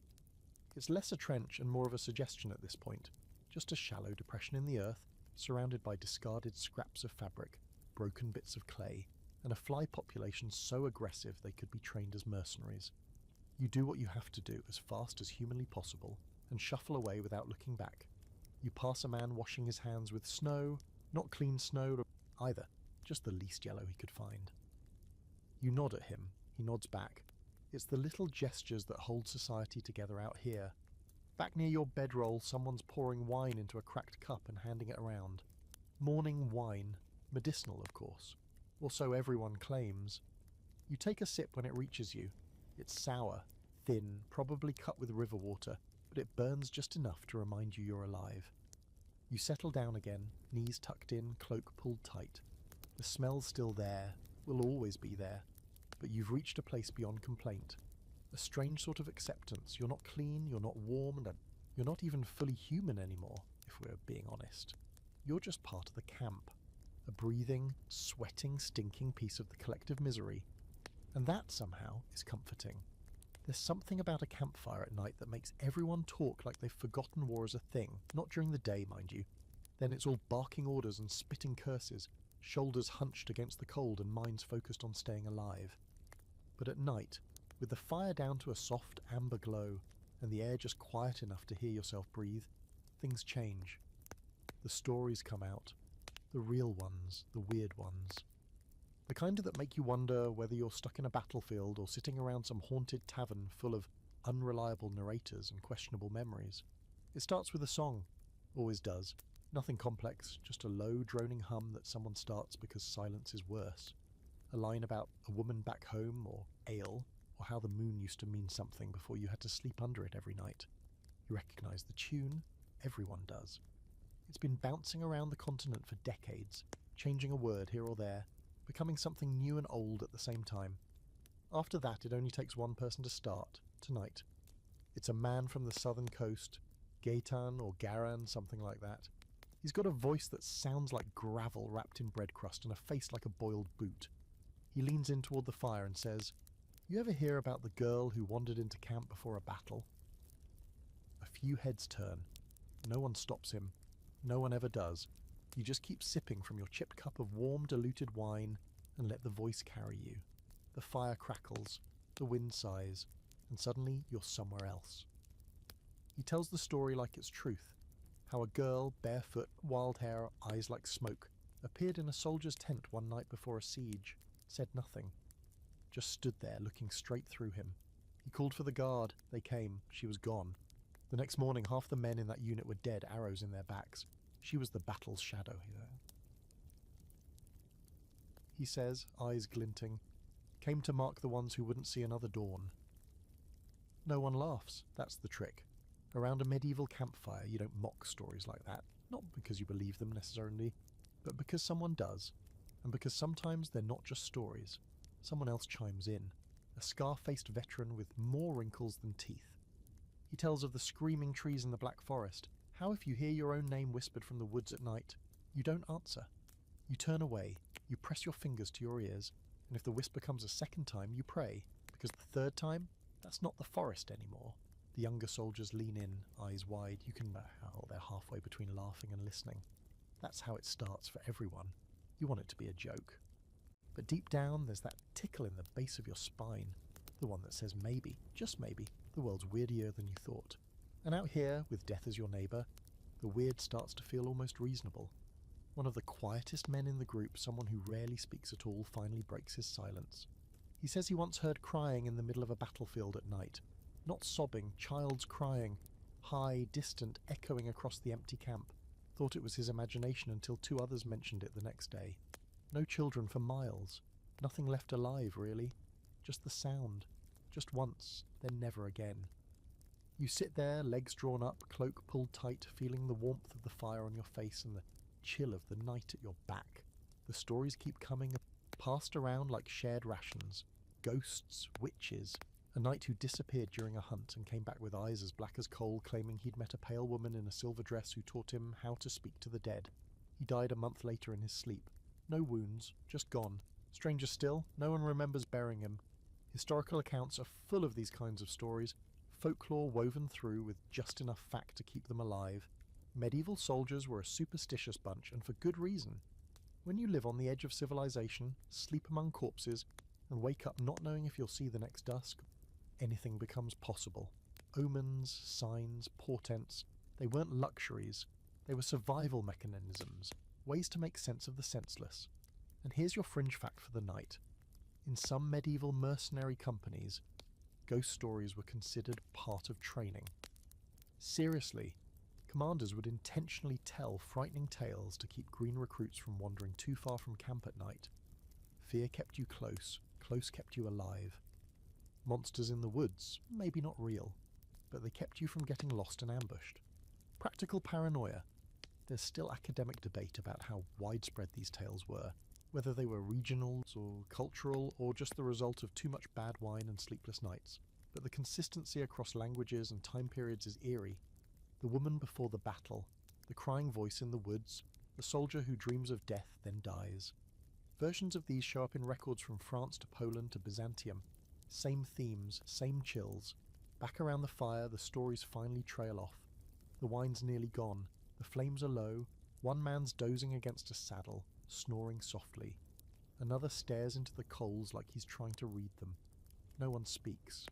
The silence returns, but it's a different kind now. Not just absence of noise. It's loaded, full of everything that's been said and everything that wasn't. You lie back on your cloak, eyes on the stars, what few you can see through the smoke and mist. For a moment, you almost forget where you are. You're just a body under the sky, surrounded by men with stories in their bones and firelight in their eyes. Then someone mutters, almost to himself, "She only visits before the dying," and everyone hears it, but no one says a word. By the time the flask makes it to you, it's half empty and still warm from the last pair of hands. You take a swig anyway. It's awful, somewhere between vinegar and spoiled plum juice. But it burns a little going down, and that's really all you're asking for. Warmth, burn, escape, even if it's fleeting and makes your stomach twist like a bucket of eels. You pass it to the next guy and don't ask what's in it. You already know it's better that way. Alcohol is a regular guest in the medieval battle camp, and not just for the parties you're definitely not having. It's medicine, mood balm, and mobile heater all in one. You drink to sleep, you drink to numb, you drink to forget how cold your fingers are and how bad your boots smell. You drink because everyone else is drinking, and because saying no makes people look at you like you're planning to desert, and maybe you are, but not tonight. The man beside you takes a longer pull from the flask than he should. He coughs. Everyone chuckles. A small dry sound like laughter filtered through old leather. No one's really in a festive mood, but there's something about passing around a bottle that feels like a spell. Like maybe, just for a little while, this isn't a field full of frostbitten misery and unspoken trauma. Maybe it's a tavern, a really, really bad one. But still. You settle back down onto your roll, still damp, still straw-stuffed, still vaguely mouse-scented, and pull your cloak tighter. The alcohol spreads slowly from your chest outward, a creeping warmth that's more psychological than physical. You feel your shoulders drop. Your jaw unclenches. It's not sleep yet, but it's a detour. You'll take it. The guy on your other side has already drifted off. You can tell by the way his breath starts to stagger, almost whistling through the hole where one of his front teeth used to be. He's still clutching the neck of his wineskin like it owes him money. He'll wake up freezing and hungover, but for now he looks like the happiest man in camp. Here's the trick with drinking in cold weather. It feels like it helps, but it doesn't. Not really. It dilates your blood vessels, brings warmth to the skin, and convinces your brain that everything's fine. But inside, your body is losing heat even faster. That doesn't stop anyone. You've seen men pass out shirtless next to a fire, grinning like they were back home in a summer field. You've seen others vomit in their sleep and roll right back over into it. You once saw a man try to cook with wine instead of water. He caught his cloak on fire and didn't notice until someone tackled him. You drank that stew anyway. It wasn't bad. Historically, alcohol was one of the few things armies could count on. Beer, ale, mead, wine, it didn't matter. It didn't even need to taste good. As long as it burned and didn't kill you too quickly, it had value. Some commanders issued rations of wine or beer to the troops daily, not just for morale, but because the water was often worse. Fermented drinks didn't just make you forget how miserable you were, they kept you alive. Ish. Of course, that meant soldiers got really good at smuggling extra in. You've seen flasks hidden in boots, sewn into bedrolls, even baked into loaves of bread. One man hollowed out the handle of his axe to hide a thin bottle of plum brandy. Ingenious. Dangerous.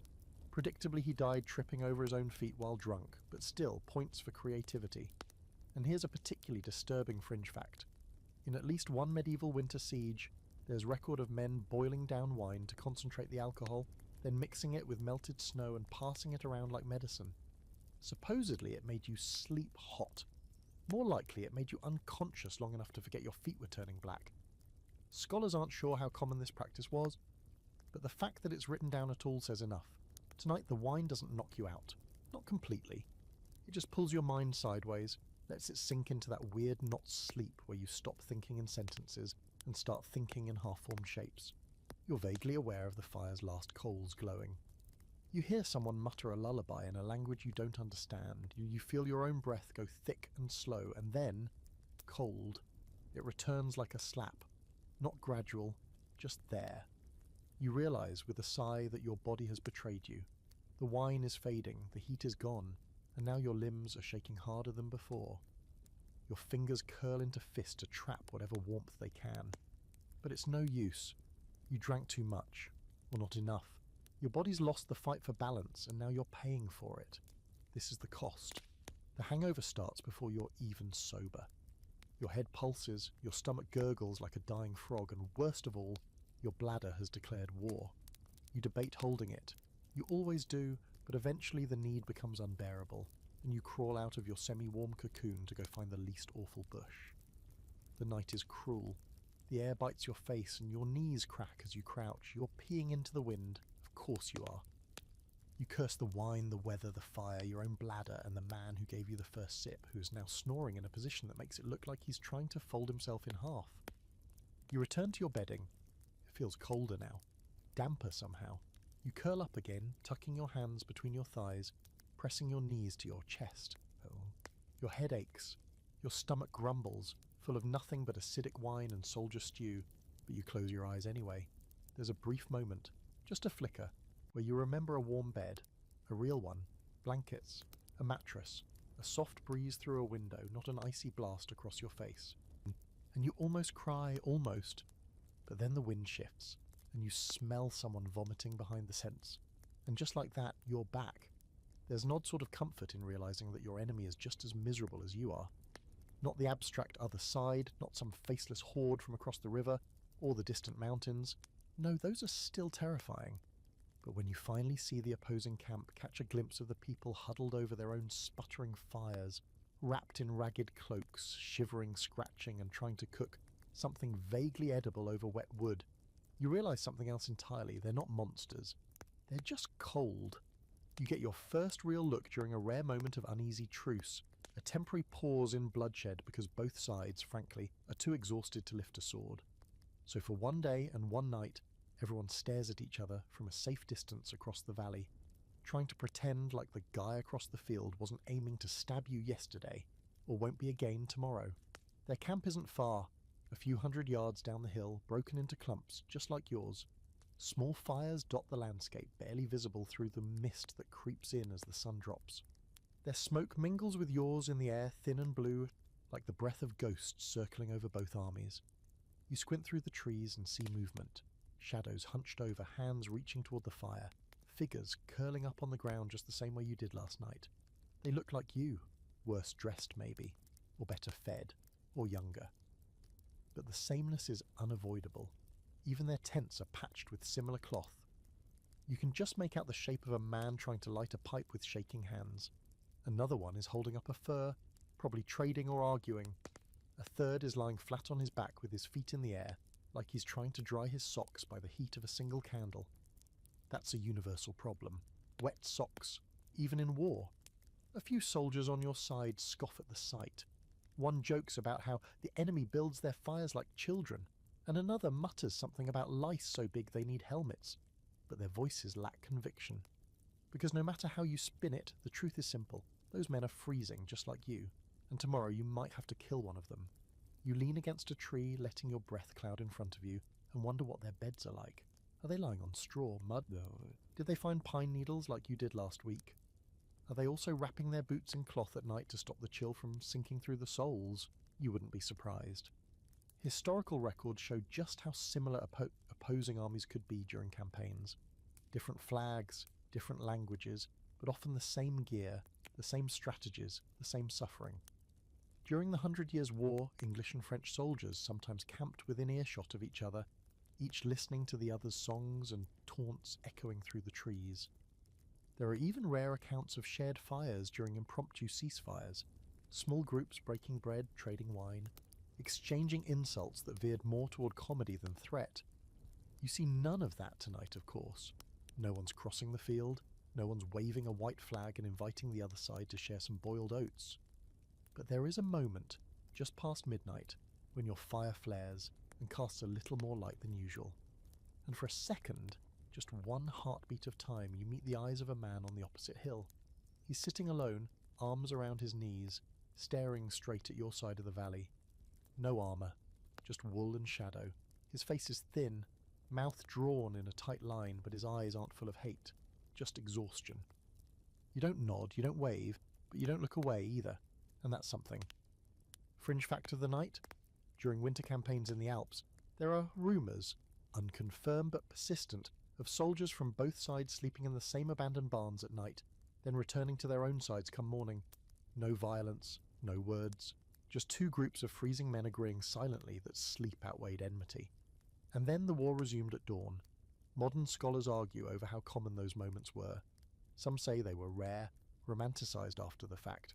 Others insist that battlefield humanity existed even in the ugliest wars, especially when weather reduced everyone to their base instincts: hunger, warmth, rest, the things that turn enemies into people, at least temporarily.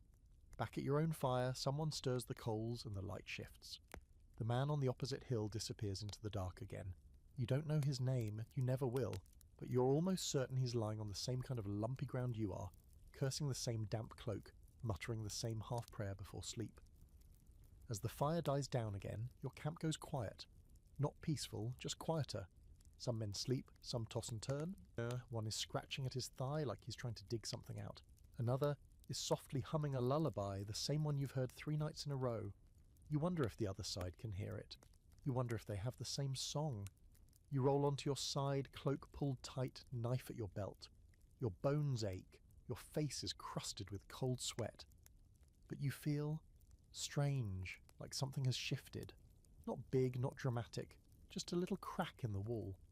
You remember that man's eyes, tired, human, and you realise that sleep tonight might come just a little easier. Not because you're safe, but because you're not alone in the cold. Morning doesn't come all at once. It creeps. A slow grey smear across the horizon that doesn't so much light the sky as slightly lessen the darkness. You open your eyes before it arrives, not because you've rested, because someone nearby didn't wake up. You hear it in the silence. Not the usual kind, but the wrong kind. The absence of a voice that should be complaining about the cold. No cough, no stretch, no muttered curse about stiff joints or missing boots. Just a shape on the ground, too still for sleep. You don't even need to sit up, you already know. It's not dramatic. There's no scream, no gasp, no frantic shouting for help. It's just a quiet moment where a man reaches out and shakes another man's shoulder, and nothing happens. Then he shakes again, harder this time, still nothing. Eventually the movement stops, and the first man just sits there, staring at the body beside him. He doesn't say anything, he doesn't cry, he just nods, like he's confirming something he already suspected. This isn't the first time. Death in the night happens more often than anyone talks about. It's not from swords or arrows, not from heroic last stands. It's from the cold, from exhaustion, from old infections and half-healed wounds, from malnutrition and exposure and the way the body just gives up after one too many frozen mornings. Sometimes it's quiet, sometimes it's peaceful, but it's always a little too close. You sit up slowly, joints creaking like old wood. Your knees protest. Your lower back feels like it's been stomped on by an angry goat. You glance over at the body, covered now with a blanket that won't warm anyone ever again. No one's gathered around, no ceremony, just another man gone, one less voice in the night. Someone marks the death by placing a small stone near his head. That's it. No name, no prayers. You didn't know his name anyway. He was just the one with the limp, or the guy who snored like a dying bear. That's how it goes out here. Names fade, identities get replaced with habits, quirks, smells. When someone dies, it's the silence that makes you realise they mattered. Historically, the number of soldiers who died off the battlefield during medieval campaigns is staggering. Cold, disease, hunger, these were deadlier than the enemy. Chronicles tell of entire companies lost to winter, not war. One account from the Burgundian campaign speaks of 60 men who perished in a single week from exposure alone. The enemy didn't need to lift a finger. Nature did all the work. And it's not just cold that kills, it's what the cold allows to happen. A scratch turns septic. A broken toe becomes infected. A cough blossoms into pneumonia. There's no medicine here, just wine and willpower, and neither goes very far in the dead of night. Someone once told you that dying in your sleep is peaceful, that it's better than bleeding out on a field. But out here, that idea doesn't sit right. Because there's nothing beautiful about a man slowly freezing while surrounded by people too tired to notice. There's nothing gentle about quietly slipping away under a piss-stained blanket while someone 2 feet away mutters in his sleep and scratches his lice bites. Fringe fact of the night. In certain winter campaigns, soldiers tied small bells to their ankles when they went to sleep. Not for security, for survival.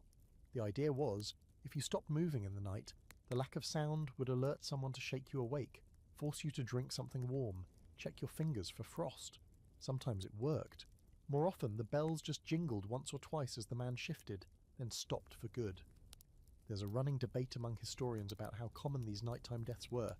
Some argue they were rare and only mentioned in extreme conditions. Others believe the chroniclers underreported them, focusing on the grand deaths, battlefield heroics and glorious last stands.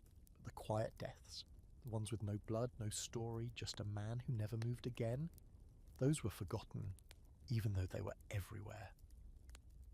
Back in camp, The day continues. Breakfast is made, some weak stew with more water than substance. Boots are laced, cloaks are shaken out, orders barked, and the man who died is still there, still covered, still cooling beneath the thin veil of a damp cloth. No one moves him yet. There's no energy for rituals. Maybe they'll bury him later. Maybe he'll get tossed into the trench when the next fire pit is dug. You try not to think about it. You've grown used to the idea that your body isn't really yours anymore. It belongs to the cold, to the camp, to the hunger and the wet and the endless shivering.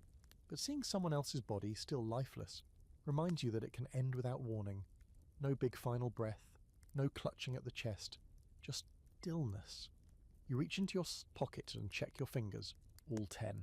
They still move, though your left pinky feels stiff. You wiggle it harder. It stings. That's good. Pain is better than numbness. You breathe into your hands and rub them together, watching the mist from your mouth drift away. You mutter something under your breath. Not a prayer, just words. You don't know if anyone hears, but you do it anyway. You glance again at the blanket. So, one more time, then you turn away. There are boots to tighten, fires to feed, marching to prepare for. War waits for no man, not even the ones who don't wake up. There's a dog pressed against your side. You're not entirely sure when it got there, somewhere between dreamless sleep and the first twitch of dawn, but now it's curled up beside you like it's always belonged. Wiry, mangy and warm, mostly warm. Its ribs rise and fall with slow, shallow breaths, and it smells like damp hay and old meat.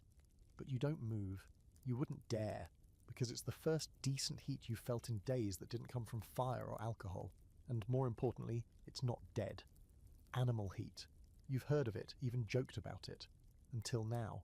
Until you found yourself shoulder to fur with a mutt that may or may not have eaten a man once. But warmth is warmth, and you pull your cloak tighter around both of you and close your eyes again, just for a few more minutes. You're not asleep, not really. Just existing in a slightly less awful state of consciousness. You're not the only one. Over by the wagon pile, 2 soldiers are sleeping back to back with a mule between them. The beast's long face droops toward the ground, steam rising from its nostrils. One man has his arms draped across its haunches like a child hugging a tree. A few paces farther, someone's sharing his blanket with a shaggy goat, both of them snoring in unison like an unholy duet. You're beginning to suspect the animals are smarter than the soldiers. At least they know how to find body heat and hoard it like treasure. This isn't rare. Not anymore. When the cold becomes an enemy you can't fight with blades, you make deals wherever you can. Man and beast huddled together, drawing warmth from each other like poor men stealing bread. The camp becomes less an army and more a barn. Grunts of pigs, breathy whickers from horses, the occasional bark, all woven in with the human sounds of snoring, teeth chattering, and the occasional sleep-muttered curse. The dog shifts against you, back legs kicking as if chasing something in its sleep. You hold still, trying not to disturb whatever rodent it's murdering in its dreams. You glance down. It's scarred along one side, half an ear missing, a constellation of old burns and bites on its neck. A survivor. You nod to it silently. Respect. Historically, animals in medieval camps weren't just work tools, they were insulation. Dogs especially. Some units even brought them intentionally, not just for guarding, but for the warmth. There's written record of warhounds in northern campaigns being allowed to sleep beside their masters, even in tents to keep the frost at bay. Horses too, though less for cuddling and more for the sheer body heat they radiated. Entire squads would sleep near the horse line, using them as massive, living heaters. Horses didn't seem to mind. Most were too tired to notice. And in more desperate situations, soldiers slept under carts with livestock burrowed into hay beside sheep, or, in one grim tale, inside a gutted cow during a mountain blizzard. Yes, that one again. Boom. You've heard it a few times now, everyone swears it happened. No one wants to verify the details, and frankly, you don't want to ask. The fringe fact tonight? There's a 12th century document that describes a Flemish knight sleeping with a goose under his cloak for 3 weeks during a siege, not eating it, not trading it, just keeping it warm and letting it keep him warm. The goose survived. So did the knight. The document doesn't say what happened to their relationship afterward. You stroke the dog's back once, absent-mindedly. It growls faintly, not a threat, just a reminder that affection is tolerated, not expected. You withdraw your hand, nod again, and shift your weight to ease the ache in your hip. The straw underneath you has flattened completely. Might as well be lying on a frozen stone.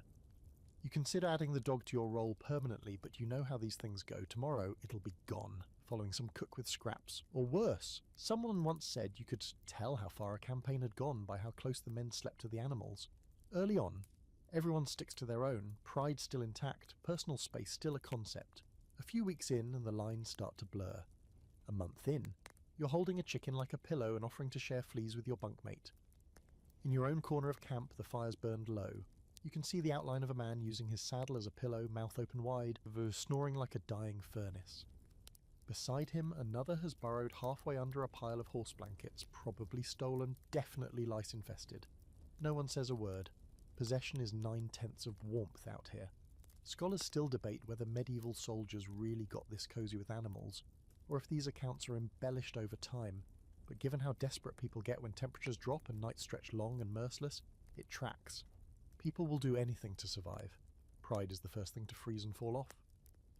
You feel the dog shift again, this time curling closer. Its nose presses into your side.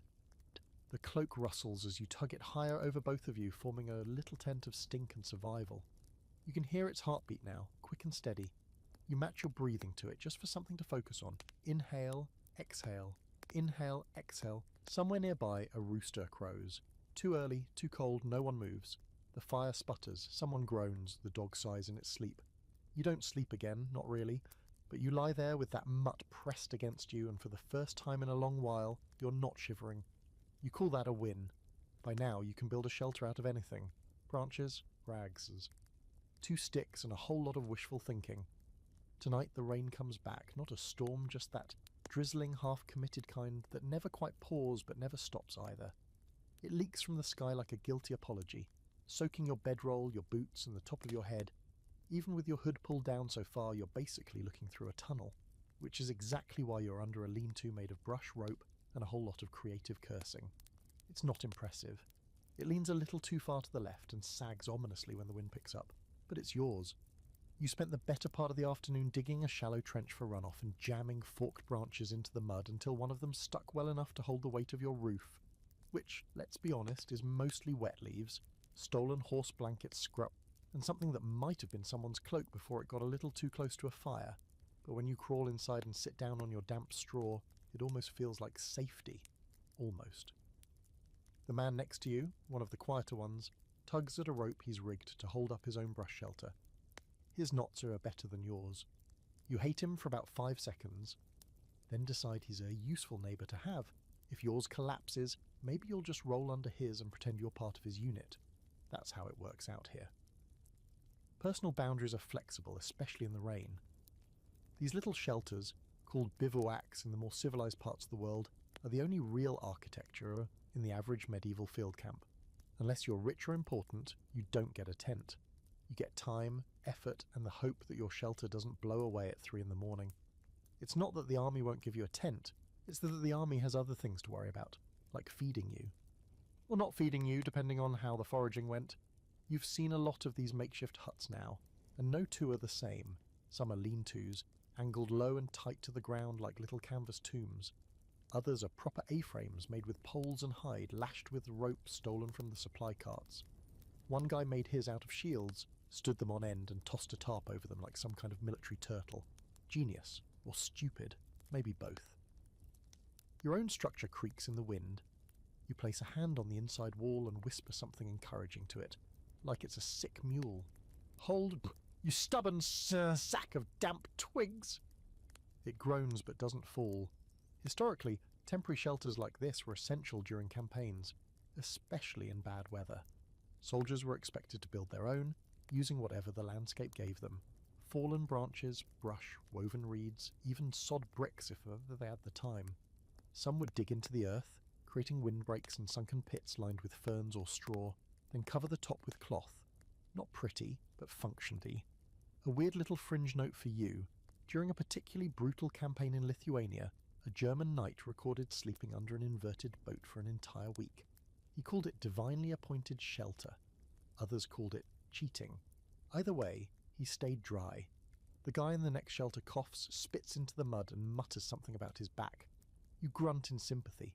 There's a whole language here built from grunts, snorts, sighs, and tired glares.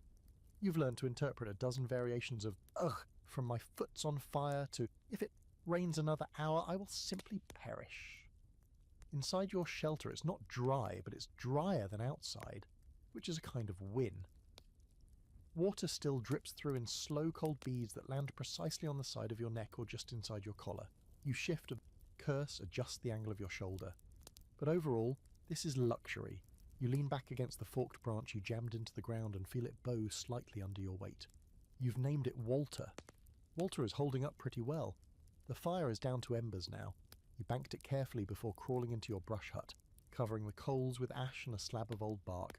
There's a soft glow reflecting off the wet ground, barely enough to see by, but enough to let you know you're not alone. Around the camp, dozens of these little huddles blink like dying stars, each with a tired, half-soaked soul curled beneath them. No one sings tonight, no stories, just the gentle hiss of rain on leaves and the occasional snap of twigs as someone gets up to answer nature's call and immediately regrets it. There's an odd comfort to it all, though.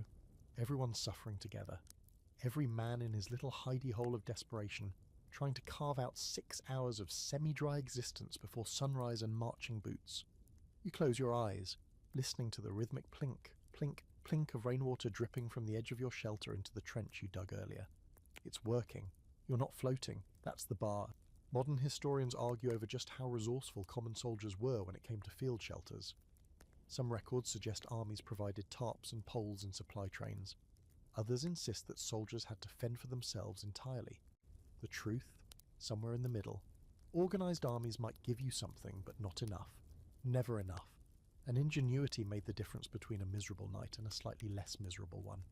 You stretch out as much as you can, which isn't much. Your feet stick out the bottom of your lean-to, and your right shoulder is pressed against the dripping side, but your torso is dry, your face is covered, and the dog from last night has wandered back and curled up near your knees. You let out a slow breath, not a sigh, more like a test of whether your lungs still work. Walter groans again. You pat him gently. Just a few more hours, old friend. Outside, the rain keeps falling. But in here, for now, you've got Herthos, shelter. You've heard the phrase sleeping in armour tossed around enough that it almost sounds noble, like something a brave knight would do on the eve of battle, blade at his side, heart full of purpose, lying back in shining steel to dream of victory. But here's the reality. Sleeping in armour is about as comfortable as hugging a pile of angry kitchenware while someone slowly lowers you into a frozen pond. You've tried it. Everyone's tried it. And the verdict is unanimous. It's an act of desperation, not valour. Tonight, you're desperate. The warnings were clear. Scouts came back tense, whispering about movement in the woods, missing livestock, strange tracks. You saw the captain's face when he looked at the maps, pale and tight-lipped. No one's saying it out loud, but everyone knows what it means. An ambush is likely. Maybe not tonight, maybe not even tomorrow, but soon.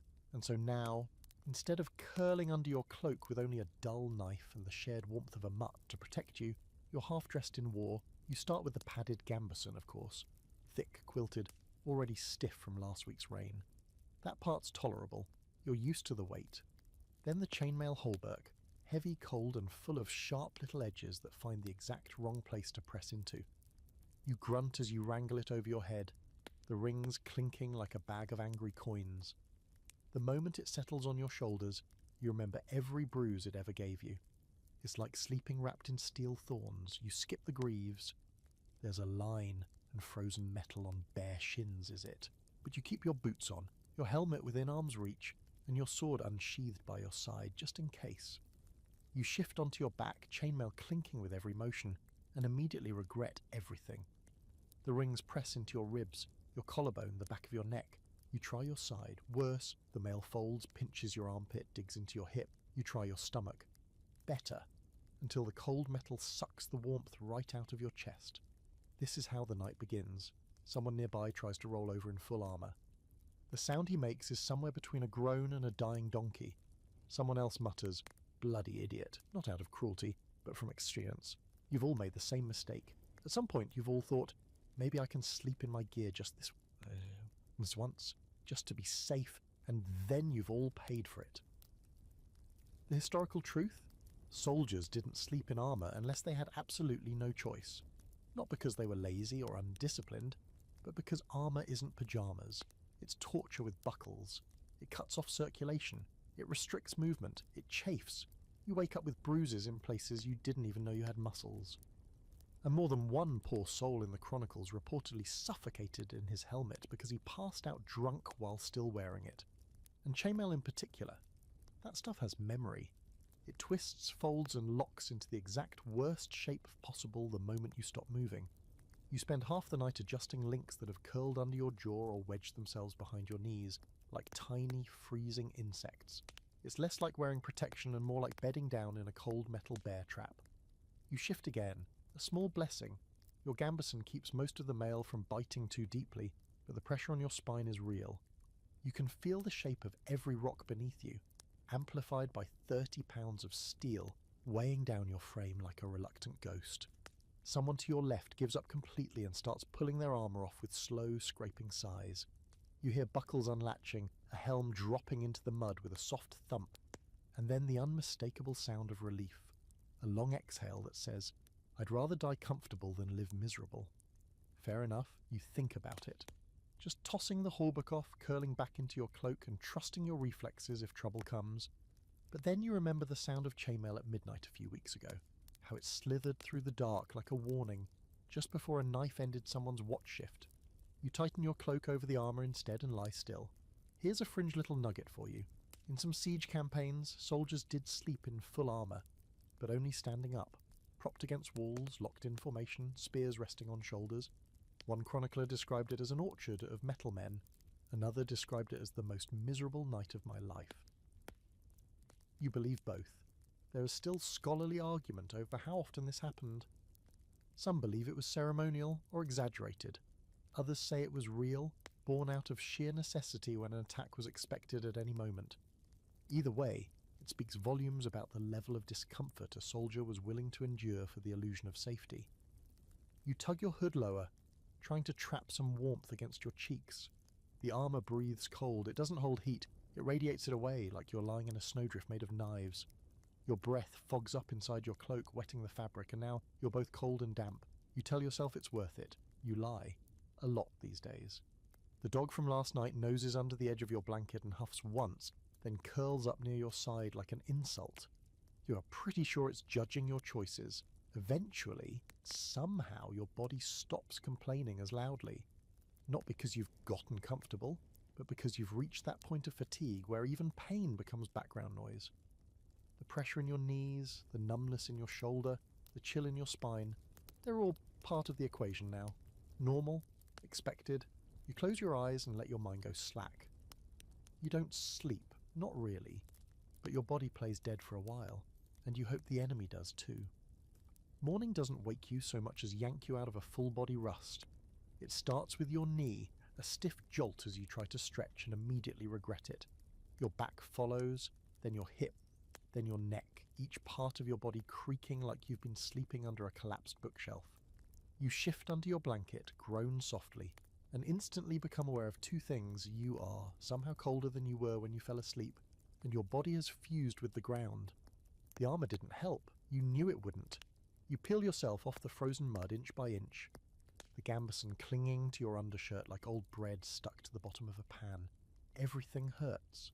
Your shoulders are stiff, your calves feel like wound-up rope, and your right elbow makes a very suspicious popping sound as you flex it. You're not worried.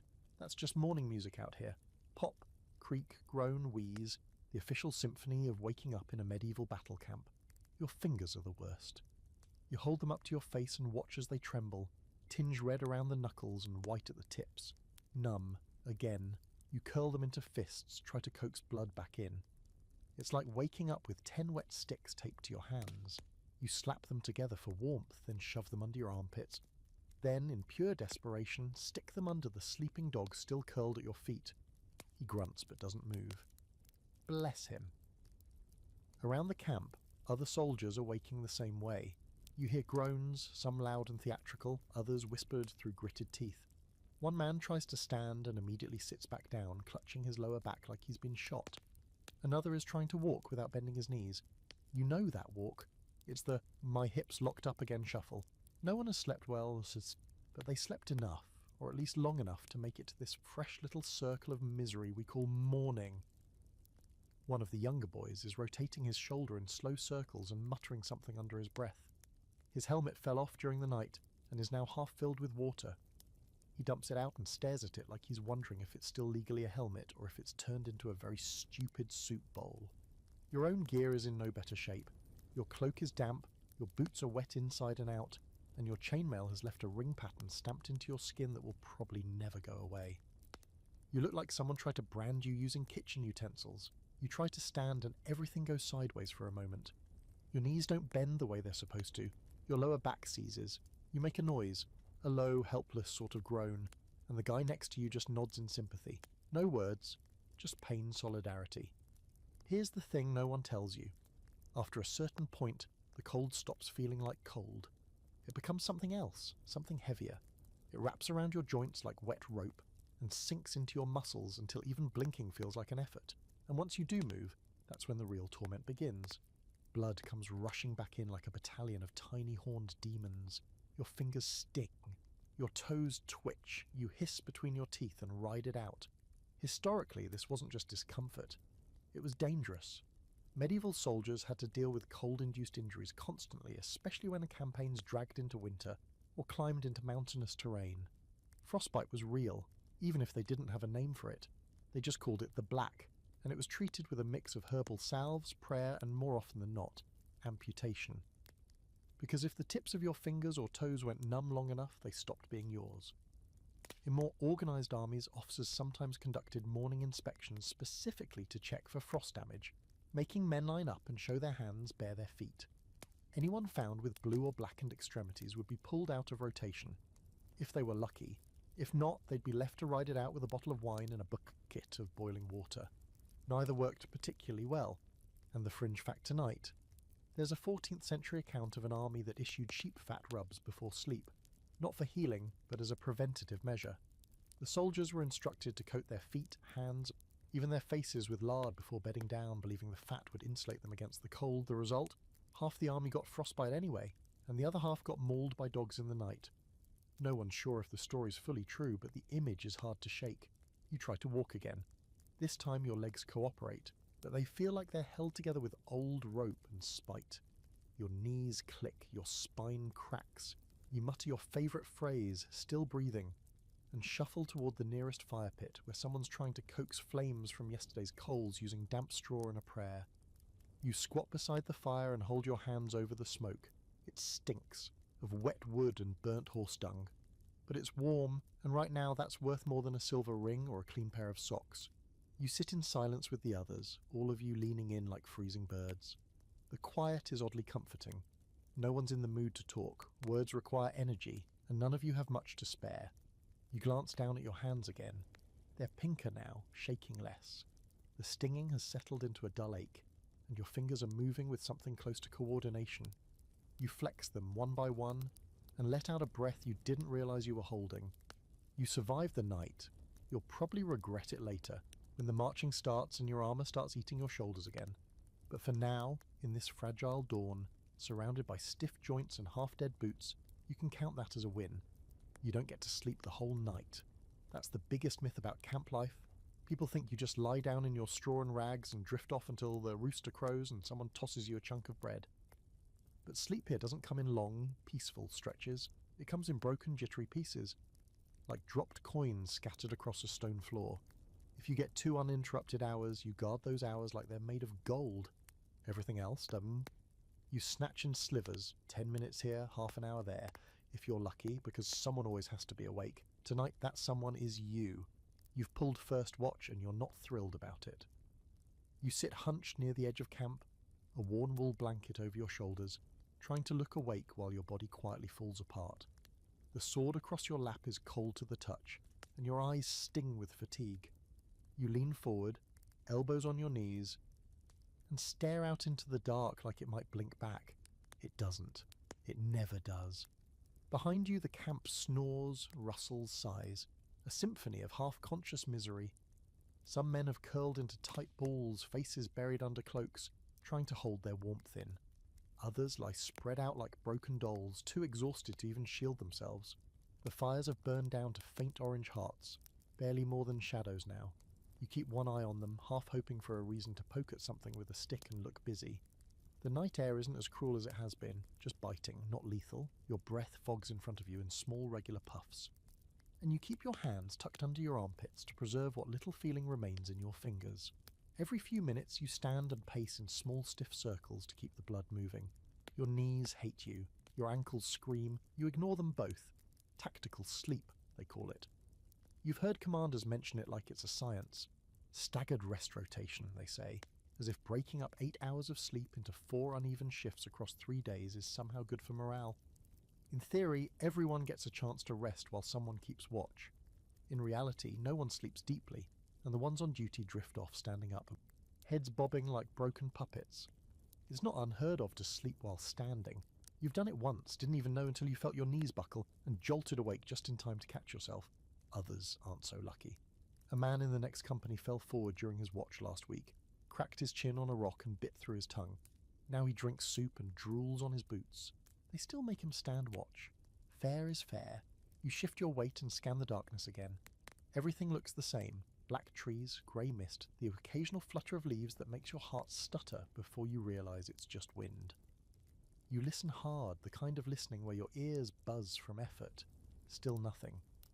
Sleep is the real enemy. Not bandits, not wolves, not even the enemy army. Sleep is the creeping thing that waits behind your eyes, slowly clawing its way forward until you blink, and suddenly it's dawn and you don't remember the last 4 hours. That's when bad things happen. That's when men die in their bedrolls with knives in their backs. So you force your eyes open, stretch your arms, rub your face and tell yourself just a little longer. A little longer. Then you can rest. Historically, night watches were taken very seriously. In some armies, falling asleep on watch was a hanging offence. Others preferred flogging. In certain mercenary companies, the penalty was simpler. The man who fell asleep was left behind. That kind of motivation tends to keep your eyelids twitching. But the fringe twist?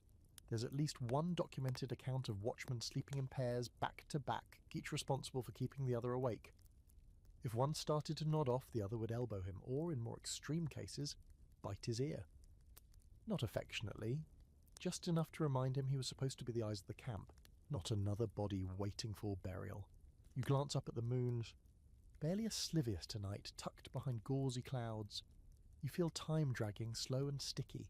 Your body sways slightly where you sit. You roll your shoulders, then stand again. Movement helps, just a few more minutes. Then blessed relief.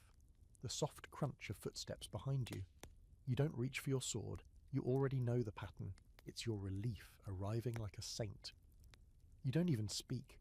You just grunt, pass him the blanket, and shuffle back toward the camp with the gait of a man whose joints have made other plans.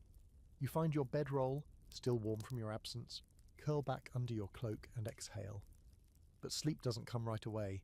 Your body's buzzing with fatigue, but your mind bud is still standing watch, still scanning the dark, still listening for sounds that don't belong. It takes time, long, fidgeting minutes before your breathing slows, your jaw unclenches, and your muscles finally surrender. You don't dream, you never do anymore, but you rest, at least until it's your turn again.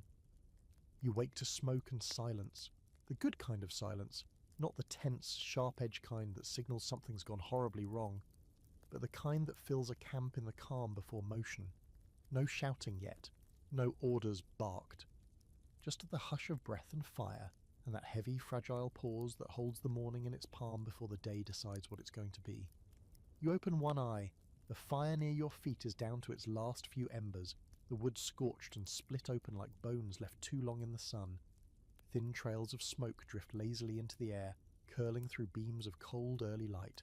It's not bright, just less dark. The mist is low and wet, hugging the earth in thin swathes that make everything look dreamlike and far away. Around you the camp is slowly rising. Quiet movements. Men sit up, rub their faces, tug at cloaks, someone coughs. Someone else curses as he tries to put on a boot that froze solid overnight. You hear the soft clink of chainmail being lifted, the creak of old leather, and the dull, rhythmic thud of someone chopping kindling with a knife that's seen better days. The air is cold, but not biting. Just enough to make your hands ache when you move them, your breath visible in short puffs that disappear before they rise too high. You curl forward and stretch your back, which rewards you with a delightful series of pops and cracks that sound like someone stepping on branches. Your fingers are sore, but they move. Your toes respond when you wiggle them inside your boots. That's 2 victories before you've even stood up. Someone nearby stirs a pot over a low flame, the smell of something vaguely edible drifting your way. It's thin gruel, probably barley or lentils or whatever the foragers scrounged up yesterday, but to your stomach it smells like roasted goose. You ease over to the fire, rubbing your arms and the shoulders as you go, and squat beside it, palms extended toward the heat. The man tending the pot gives you a nod without speaking. His eyes are puffy with sleep and his beard is stiff with frost. You nod back, no words necessary. You take the bowl he offers you, tin, dented, still warm from the last guy, and sip the contents slowly. It's hot, watery, and tastes like wood shavings and salt. You almost cry from happiness. Across the camp others eat. Some talk quietly, most just sit. There's a kind of reverence to it. This moment before orders start flying and boots start stomping. No one wants to break it, not even the loud ones. It's like the whole camp knows instinctively that this is the last breath before the plunge. You take it in, the smoke, the soft clang of pots, the creak of wet saddles being inspected, the smell of horses, mud and fire-melted ice. You turn your eyes toward the tree line. Beyond it lies today, the next march, the next fight, maybe the next town, maybe nothing at all. But right now, it's just trees in the distance, half shrouded by fig. You pretend they're not hiding a dozen reasons to die. There's something strange in this pause, this ritual of mourning, something almost sacred. It's not joy, not exactly, but it's a kind of peace, born not from comfort but from consistency. You know what comes next. Pack your things, lace your boots, hoist your gear, wait for the order, move, march, repeat. There's a rhythm to it, a grim music, and in that music, there's a kind of survival. You look down at your hands, dirty, cracked. One knuckle is split and weeping a little. You wipe it on your tunic. The leather of your gloves is stiff with dried sweat, but you pull them on anyway. Cold fingers are a liability. You've learned that the hard way. Historically, morning in a medieval battle camp was a critical window. The first few hours of daylight were spent assessing injuries, checking weapons, gathering firewood and, if luck held, eating. Officers walked the lines, scanning for signs of fatigue or desertion. Camp followers refilled water barrels, squads reassembled, all of it done quickly, often sunnily, because the enemy could be just beyond the trees, just beyond the hill, or worse, already watching. And here's your final fringe fact of the night. In some companies, soldiers believed the smoke from the morning fires carried messages to the dead, that the scent of ash and broth and sweat rising into the sky would reach fallen comrades and tell them the company still marched. Some men would even whisper names into the fire just before the embers died out. Names of friends, brothers, fathers. You don't know if that's true. But it's the kind of thing you'd believe when you've been sleeping in mud and fear for 30 nights straight. You finish your food, stand slowly. Every joint protests. Your body is a map of bruises, aches and cold patches. But you're upright. You're still here. The captain begins calling names. Men answer, one by one, voices gruff and scratchy. The list gets shorter every day. No one talks about that. You grab your gear, sling your pack, tighten your belt, the fire flickers behind you, the smoke fades into the air. You take one last look at the small patch of earth where you slept and wonder if it'll remember you. Then you turn and join the line. The sun is a pale smear in the sky, too weak to warm anything, but bright enough to make you squint. Boots crunch on frost-hardened grass. Someone coughs again, someone else mutters a prayer. And just like that, the camp moves. Another night survived, another march ahead, and maybe, just maybe, a real bed waiting somewhere. Someday. So you made it. Somehow. Through 30 nights of mud, fire, frost, and human snoring so violent it should qualify as siege warfare. You've slept in damp straw, under brush huts, wrapped in furs that probably belonged to someone else, and possibly something else. Layered in wool, half frozen in chainmail, curled beside a farting mule, and wide-eyed through night watch with a blade on your lap and your bladder full. And every single time you woke up stiff, sore, and vaguely surprised to still have all your fingers. Because that's what sleep was in a medieval battle camp. Not rest, not comfort, survival. a negotiation between body and cold, between exhaustion and danger.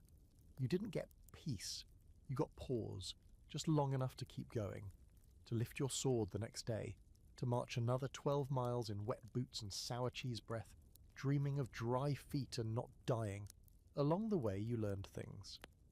How a gambeson becomes a mattress, why you never sleep in full armour unless you're feeling particularly masochistic, that dogs, goats and horses make better heaters than half the soldiers in your unit.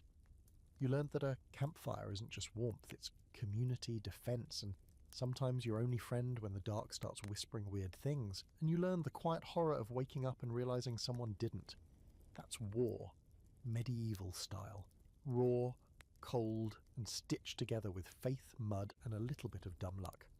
Now, as you step away from that long, aching stretch of sleepless nights, maybe take a moment to appreciate your bed, your real bed, the one with a mattress and sheets and a pillow that doesn't smell like wet leather and disappointment. Pull those covers a little tighter tonight. Feel that warmth soak into your limbs. And if you wake up tomorrow with all your toes still attached, you're already winning. Thanks for sticking with me through this long, chilly journey. If you enjoyed it, hey, maybe like the video and subscribe, or don't. I'm not your commander. But if you do come back, bring a blanket. The next story might be even colder.